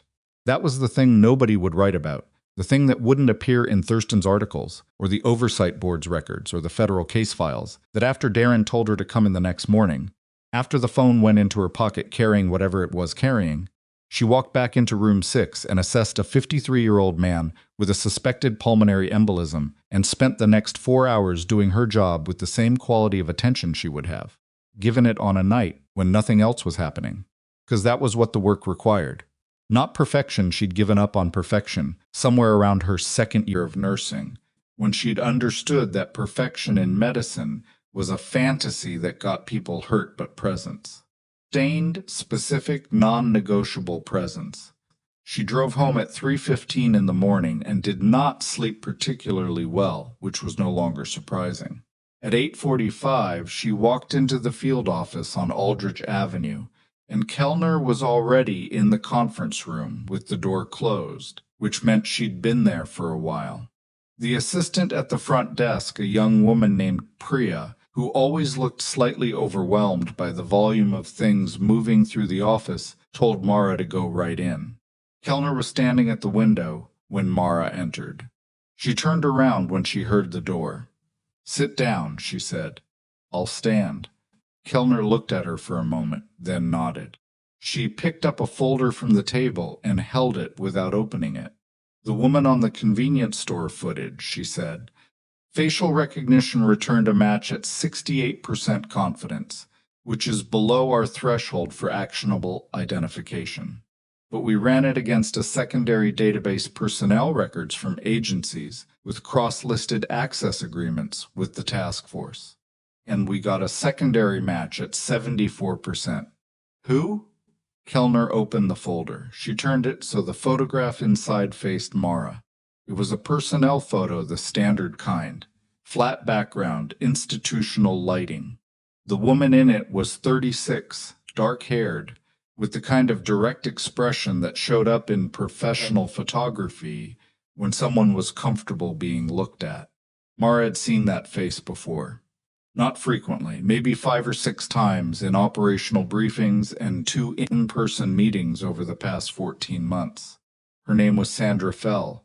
She was a senior logistics analyst contracted to the task force through a federal consulting firm, not a direct employee, not a named agent, but someone with level 2 access to the case management system who'd been brought in 8 months ago to help map the network's financial structure. Not level 3. Level 2. She shouldn't have been able to access the surveillance package on the Branwick property. She borrowed Whitford's credentials, Mara said. "We believe so. Whitford has confirmed that Fell approached him approximately 6 weeks ago asking for his help navigating a specific database query that she said fell outside her access tier. He gave her his login information for what he understood to be a single limited use. He says he didn't know she retained it, and Whitford believed her. Whitford trusted her. She'd been on the task force network for 8 months. She was competent, personable, gave no indication of anything that would trigger concern. The consulting firm that placed her has been operating for 11 years with a clean record." Kellner paused. "She was placed specifically. We're still determining how far back the placement goes and who arranged it." Mara looked at the photograph. She thought about the prepaid phone purchased 11 days before her first visit to Culver's Run. She thought about Greer's operational note filed 4 days after that first visit. She thought about how both of those things required knowing she was going to show up at that location, not reacting to her presence, but anticipating it. "She had access to my task force contact records," Mara said slowly. "If she could see enough of the operational file to know the network's Route 9 pattern was under surveillance, she could potentially see the asset contact list. She could have known I was the surveillance contact for that corridor. That's our working theory. She identified you as the surveillance risk, acquired the prepaid infrastructure, and used Greer either directly or through a chain to disrupt your operation." Kellner closed the folder. Greer may have been told only that there was a federal informant using the Culver's Run lot who needed to be removed from the picture. He may have had no idea what the larger context was, which explains why he didn't recognize who I was. He wasn't given a name or a photograph. He was just told to make a suspicious person uncomfortable enough to leave. And instead of making you uncomfortable enough to leave, he made you visible enough for the van to run. Kellner set the folder down. Sandra Fell was taken into federal custody at 6:20 this morning at her apartment in Carver City. She declined to make a statement. Her lawyer, who arrived within 20 minutes, which is fast enough to suggest she'd had the number ready, as indicated she will be entering a not guilty plea. Mara absorbed that. The movement of it, the speed Sandra fell in custody before 8 a.m., while Mara had been driving here from Caldwell Street, while she'd been standing at the front desk talking to Priya. "You moved fast," she said. The 68% match wasn't enough for a warrant on its own. But when we cross-referenced her financial records, which we had access to through her consulting agreement with the federal contractor, we found payments from an account connected to the logistics company's parent entity. 3 payments over 9 months, structured to look like freelance consulting income. Kellner's expression was the controlled, settled kind that meant she was angry, in a way she'd had a lot of practice not showing. She was embedded. From the start, the room was quiet for a moment. She sat in briefings, Mara said, about the network, about the people in that van. She sat in briefings about the victims, and she went home and took money from the people responsible. Yes, there was nothing useful to add to that, so Mara didn't.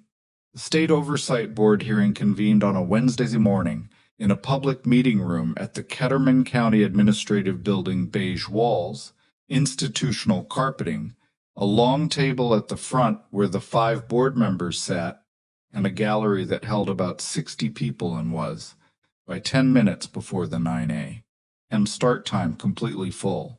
Mara had not expected it to be full. She wasn't sure why Thurston's 2 articles had been widely read. The wire service pickup had extended the story's reach, and public hearings on police misconduct had a different attendance profile now than they'd had 10 years ago. But still, standing at the door and seeing 60 people in those chairs landed differently than she'd anticipated.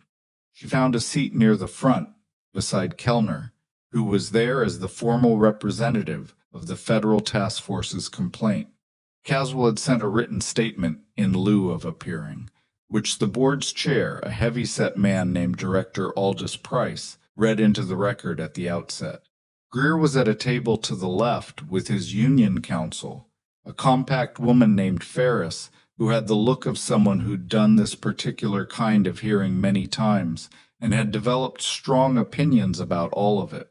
Greer himself was in his dress uniform, which Mara supposed was a deliberate choice. He looked straight ahead most of the time. Once, before the hearing began, he looked across the room, and his eyes found her for approximately 2 seconds, and then found the wall behind her. She looked back at him steadily until he looked away. The department's witness block ran first. Greer's shift commander, who testified that Greer had maintained a record of acceptable performance and that the Route 9 reassignment had been processed through standard channels. The department's PIO, who read a prepared statement about the department's commitment to reviewing all use-of-force incidents.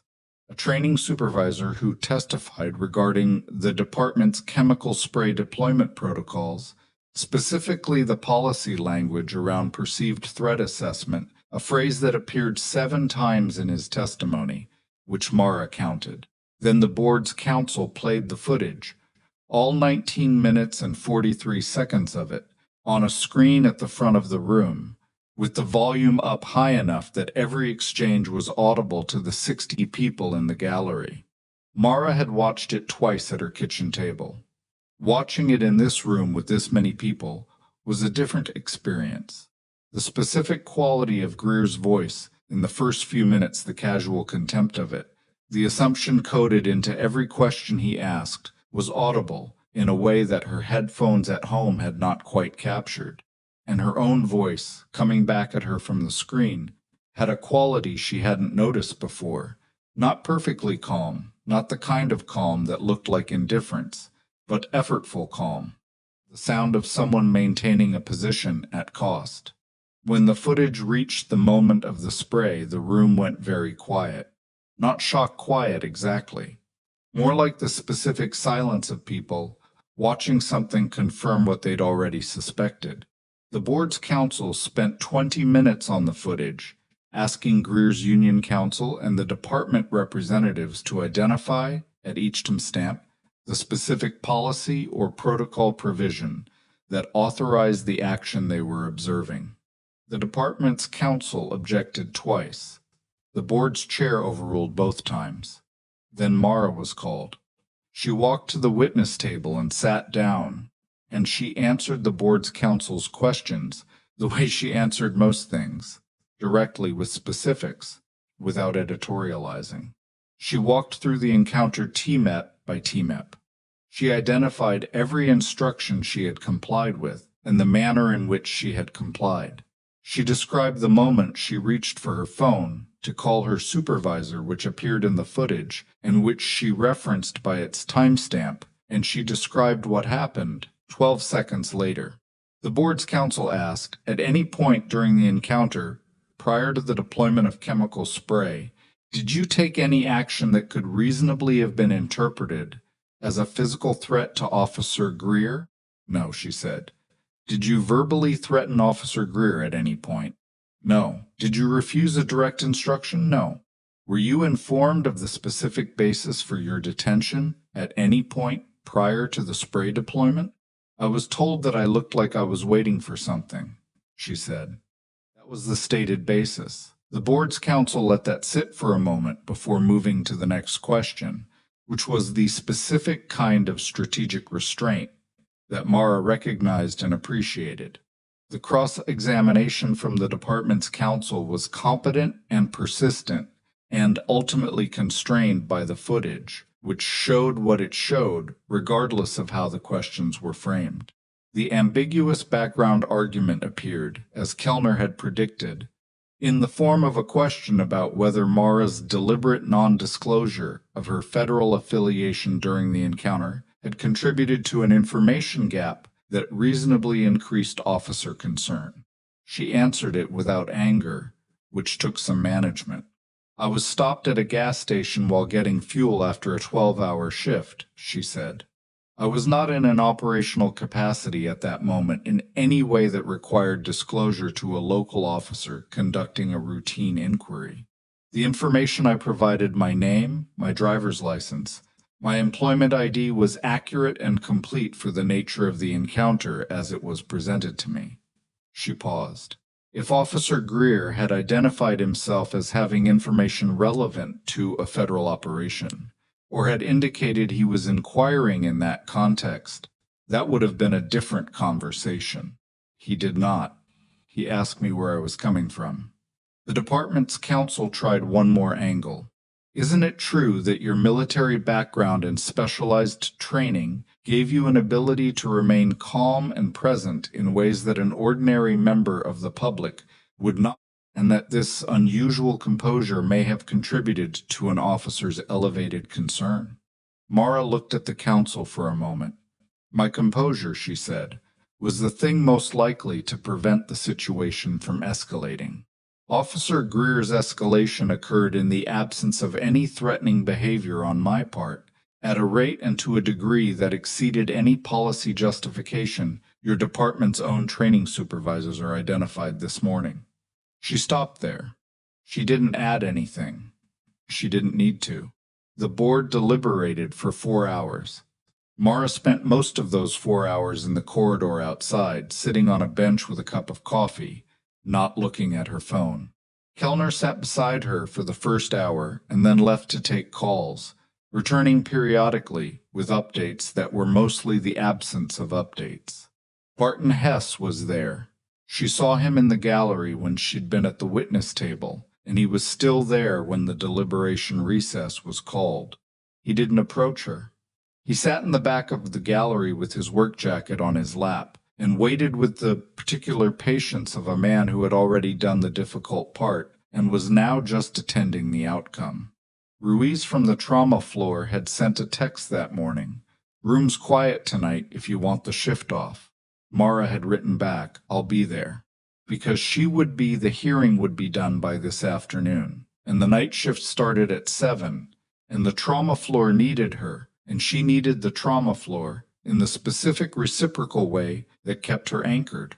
At 2:47, the board reconvened. Director Price read the findings in the flat, procedural tone of someone who understood that the weight of what he was saying didn't require performance. The board found that Officer Derek Greer had deployed chemical spray against a compliant, non-threatening individual without lawful justification under the department's use of force policy. The board found that the department's prior handling of 4 previous complaints against Officer Greer reflected a pattern of insufficient supervisory response that had contributed to the conditions enabling the Culver's Run incident. The board recommended immediate termination of Officer Greer's employment.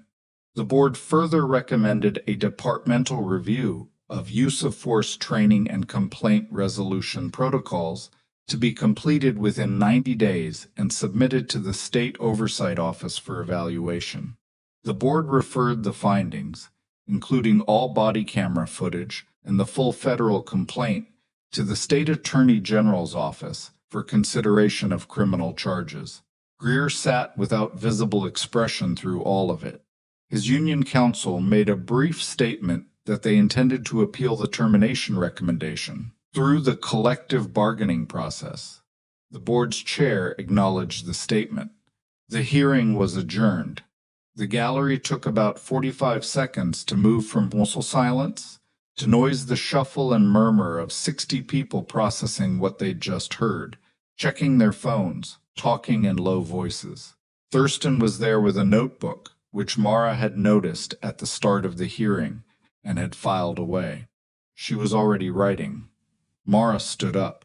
She picked up her jacket and her coffee cup, and she walked toward the exit, and she did not look at Greer's table as she passed it. Not because she was avoiding it, but because there was nothing there she needed to see. Kellner fell into step beside her at the door. "That's a strong finding," Kellner said. "It's what the footage shows." "Yes, but boards don't always follow what the footage shows." A pause. "You testified well. I told the truth in the order it happened." "That's what testifying well is." They walked out into the November air, cold, dry, the sky an actual clear blue for the first time in 2 weeks, the kind of day that arrived in late November like an afterthought and lasted maybe 48 hours before winter closed back in. Mara stood on the steps of the administrative building and looked at it for a moment. Kellner stood beside her. "Sandra Fell's arraignment is Friday. The logistics company case goes to grand jury next month. The 2 transportation coordinators identified through the routing documents are both in custody. The Carver County property evidence is solid." She paused. "It's moving, I know. The people in that van, all 4 of them, are cooperating witnesses with legal status protection in place. 3 of them are currently in transitional housing through the federal relocation program. The 4th is still in medical observation, but stable." Mara looked at the sky. She thought about a Tuesday night in November, gas station parking lot, rain on asphalt, and a white van she'd watched for 3 weeks that had become, without her planning it, the center of something much larger than surveillance. She thought about what it had cost the weeks, the night shifts, the burning eyes, the hearing this morning, the photograph in Kellner's folder. She thought about Fell sitting in a consultation room somewhere with her lawyer, and Greer in his dress uniform being driven home by his counsel, and Whitford in whatever arrangement he'd negotiated with his future. She thought about the man with the hip fracture who kept asking for his wife. "I'm going to resign from the task force," she said. Kellner was quiet for a beat. "When did you decide?" "This morning, when I was watching the footage in that room." She turned slightly toward Kellner. "I'm not leaving nursing, and I'm not saying I'll never be useful to federal work again. If something comes up where I can contribute something specific, I'll contribute it. But the sustained dual-role arrangement isn't working the way I thought it would." Sandra Fell existed inside the task force's own infrastructure. The compromise came from inside the system I was working within. She paused. "I can't do the nursing work well if I'm always watching the perimeter of something else." Kellner nodded slowly. It was the nod of someone who understood the logic and had probably seen it coming. "I'll need your formal resignation in writing for the personnel file," she said, "and I'll need a debrief session before you're fully off, 3, maybe 4 hours to document the surveillance methodology you used on the Route 9 corridor. The way you built that rotation map without database access is worth recording." "I can do that, good." Kellner looked at the street. "For what it's worth, you were a good asset. Not because you were useful, although you were, because you were honest about what you were seeing, even when it was inconvenient." Mara picked up her coffee cup and found it empty. She'd drunk the last of it at some point without noticing. "That's the job." "In theory," Kellner said. "In practice, it's rarer than it should be." She submitted the written resignation to Kellner's office the following Monday. She spent Tuesday on the debrief. She drove past Culver's Run on her way home, not stopping, just passing, and looked at the pump where she'd been standing 3.5 weeks ago, at the concrete that was dry now and ordinary looking under thin winter light. It looked like what it was, a gas station, not a crime scene, not a turning point, not anything that a person driving past at 50 miles an hour would look at twice. She looked at it twice. Then the road curved and it was gone. The criminal charges against Greer came in December. The state attorney general's office moved on the referral from the oversight board and added 2 charges connected to the obstruction inquiry, specifically his role as a conduit in the chain that had enabled Fell's information to reach the network. The charges were not the most serious they could have been, because the evidence of his direct knowledge remained circumstantial in places, but they were real charges with real exposure, filed in open court, a matter of public record. He was booked on a Thursday afternoon. His photograph ran in the Ketterman Herald on Friday morning, and Thurston wrote a piece that connected the charges to the Oversight Board's termination recommendation and to the federal task force investigation in a way that was clear and well-sourced and did not require a reader to do significant interpretive work. The union's appeal of the termination recommendation was still pending. These things always took time, but the criminal charges effectively ended any realistic prospect of reinstatement, which the union counsel knew and the department knew, and which Greer presumably knew, sitting in whatever room he was sitting in on Friday morning. Mara read the article on her break. She read it once, all the way through. Then she put her phone in her pocket and went back to work. Sandra Fell entered a guilty plea in January, 7 weeks after her arraignment. Plea agreement required her cooperation with the ongoing network investigation, her complete disclosure of all communications with network-associated individuals during her time with the task force, and her testimony in the prosecutions of the 2 transportation coordinators and the 3 individuals identified as the network's operational leadership. In exchange, the federal charges were reduced from the maximum exposure, but what remained was still a federal conspiracy conviction, with a sentencing recommendation of 6 to 9 years. The plea was entered in open court on a Tuesday morning, in front of a judge and a full gallery, and the network's legal team, 2 of them, present for the coordination defendants' proceedings, sat in the back row and watched it happen. Caswell sent Mara a 1-line message that afternoon. "Fell has entered a plea. Thought you should know directly," she replied. "Thank you." She didn't write anything else. There wasn't anything else that needed saying to Caswell. What she felt about Sandra Fell was too complicated to reduce to a message to a director she'd met twice. It lived in the complicated territory between anger and something closer to grief, the specific kind of grief that came from understanding how someone got from a reasonable starting point to an unconscionable end. Fell had been good at her work. Her analysis had been sound. Whatever had opened the door to the network's approach to money, pressure, ideology, some sequence of events Mara didn't know and might never know it had been opened, and people in vans with blacked-out windows had paid for it in ways that no plea agreement addressed. That was the thing that didn't get resolved cleanly. That was the thing that sat in the aftermath and didn't leave when the legal proceedings wrapped up. She thought about it sometimes, on the drive to work. She'd probably think about it for a long time. In February, she received a letter. It came through the Federal Relocation Program Support Office, the channel set up for protected witnesses and survivors to communicate with individuals they'd been told had been instrumental in their cases.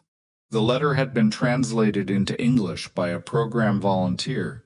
The original was attached, handwritten on notebook paper in a language Mara couldn't read but recognized by its character structure as one of the two languages represented among the van's recovered individuals. The letter was from a woman named Lara. It was not a long letter. It said in the translated version, "I was told there was a woman who had been watching for us for a long time before we were found. I don't know how to say what I want to say in a way that is enough. I am learning English. I am living somewhere safe. My daughter is with me. I wanted you to know that I know you exist." Mara read the letter at her kitchen table on a Saturday morning. She read it 3 times. Rooster jumped onto the table halfway through the second reading, and she let him stay there, which she normally didn't, and scratched behind his ears while she read. She didn't cry. She wanted to, and she almost did. And then something inside her that had been braced for a long time made a slow adjustment, like a joint that had been held at the wrong angle finally being allowed to move. She wrote back. She wrote a short note through the program's return channel, translated by the same volunteer office. It said, "I'm glad you're safe. I'm glad your daughter is with you. You don't need to say anything that is enough. What you said was enough." She folded it and sealed it and dropped it in the mail on her way to work. Spring came late to Ketterman. March was still cold, still gray, the kind of gray that made you forget what direct sunlight felt like. But by the end of April, the trees on Caldwell Street were doing what trees did regardless of everything else, and the Ketterman Regional Parking Garage got light in the mornings in a way it hadn't for months, and the drive to work had a different quality to it, not better exactly, just less compressed. Mara was offered in April a position running a trauma preparedness training program at a regional emergency services consortium covering 4 counties. It was a civilian position, nothing covert, nothing federal, nothing involving prepaid phones or surveillance logs. It was a position where she would take what she knew from hospitals and from contexts that were harder to describe and teach it to paramedics and emergency responders and first responding nurses in a systematic, accountable, replicable way. She asked for 2 weeks to think about it. She thought about it on her drives to work, on her runs through the streets of Ketterman, in the hours after night shifts when she sat at her kitchen table with coffee and Rooster and whatever she was currently reading. She thought about what she wanted the next chapter to look like, not in the abstract, not in the optimistic terms that people used when they were performing resolution, but practically. What did she want to do with the hours she had? She thought about the man with the hip fracture. She thought about the 12 minutes she'd sat on the edge of his bed. She thought about the letter from Ilara. She accepted the position. She gave Ketterman Regional 8 weeks' notice because she'd been there for nearly 3 years, and because Ruiz deserved the time to restructure the trauma team properly, and because the work she was leaving behind mattered enough to leave carefully. She trained the nurse who would take her patient load. She updated every protocol she'd developed for the shift rotation. She spent her last 2 weeks at the hospital doing exactly what she'd always done, no different from any other shift, because the work didn't change based on whether it was the last time. Her final shift ended at 7 in the morning on a Friday in late June. Ruiz was waiting in the corridor when she came out of the locker room. She had a card that the floor staff had signed, the kind of card that gets passed around between patients and charting and coffee breaks and ends up a little crumpled by the time it gets to the person it's for. which made Mara like it considerably more than if it had been crisp. She read every name. She recognized all of them. "You're going to be very annoying to replace," Ruiz said. "You'll find someone better." "I'll find someone younger," Ruiz said. "That's not the same thing." She held out her hand. Mara shook it. "Take care of yourself, Voss. Not just everyone else. I'm working on it."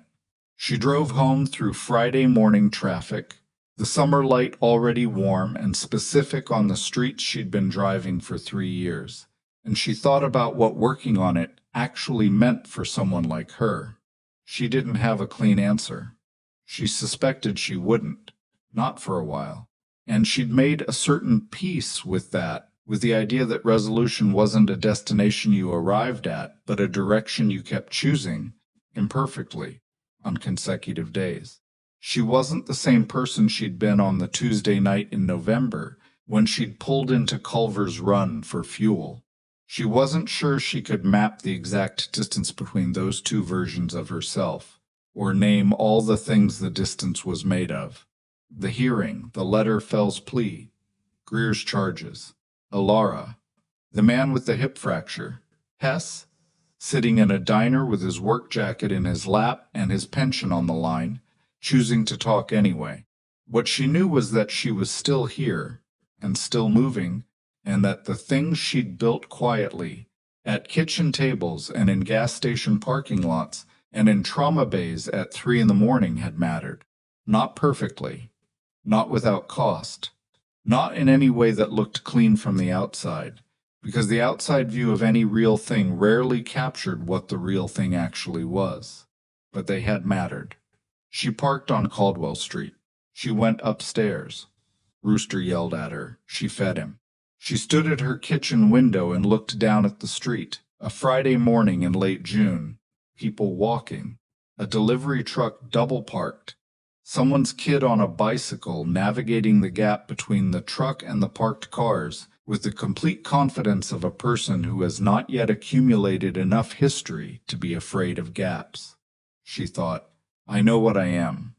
Not in the way she'd said it to Greer in the rain as a statement for his benefit, a piece of documentation offered to a man who'd already decided not to believe it, but in the way you knew things that had been tested and come back still true. She was a nurse. She was a woman who'd carried things most people couldn't see and done useful work with them, imperfectly on consecutive days. She was someone who'd been underestimated by a man with authority and had not collapsed under it, not because she was extraordinary, but because she'd had practice, and because she'd refused to accept his version of her as the one that counted. That refusal was quiet, it always had been. It didn't announce itself or demand recognition. It just existed, and held, and eventually the truth caught up with it, as the truth tended to do, not quickly, not without friction, not in the tidy way that made for clean endings. But it caught up. It always caught up. She thought about the women she'd meet in the new job, the paramedics, the emergency nurses, the first responders who showed up in her training rooms, carrying their own histories, their own versions of what they'd been told they were and weren't. She didn't know yet what she'd be to them or what they'd be to her. She only knew that she had something real to give, not inspiration, not a story about triumphing over adversity, but actual knowledge. Practical, specific, hard-won knowledge about how to function under pressure, how to read a room in a crisis, how to be useful when the situation was moving faster than the rulebook. And maybe along the way, the other thing too, the knowledge that quiet strength wasn't a limitation, that doing things without fanfare, without the external validation that other people seemed to need before they believed their own judgment, that was not a deficiency. That was how most of the real work got done. She had been the woman at the gas station that nobody looked at twice. She had watched a van for 3 weeks on her own time in her own car. She had stood on wet concrete with burning eyes and given a plate number to a cop who hadn't earned her help, because the 4 people in the back of that van were worth helping, regardless of whether the cop deserved it. She had done all of that without anyone seeing it. And then she had sat in a room with 60 people and told the truth in the order it happened, and the truth had been enough. It was always going to be enough. That was the thing she wanted to carry forward, not as a lesson she'd teach from a podium, packaged and polished for an audience, but as something lived. The specific knowledge that being underestimated by someone who hadn't bothered to look did not make you less.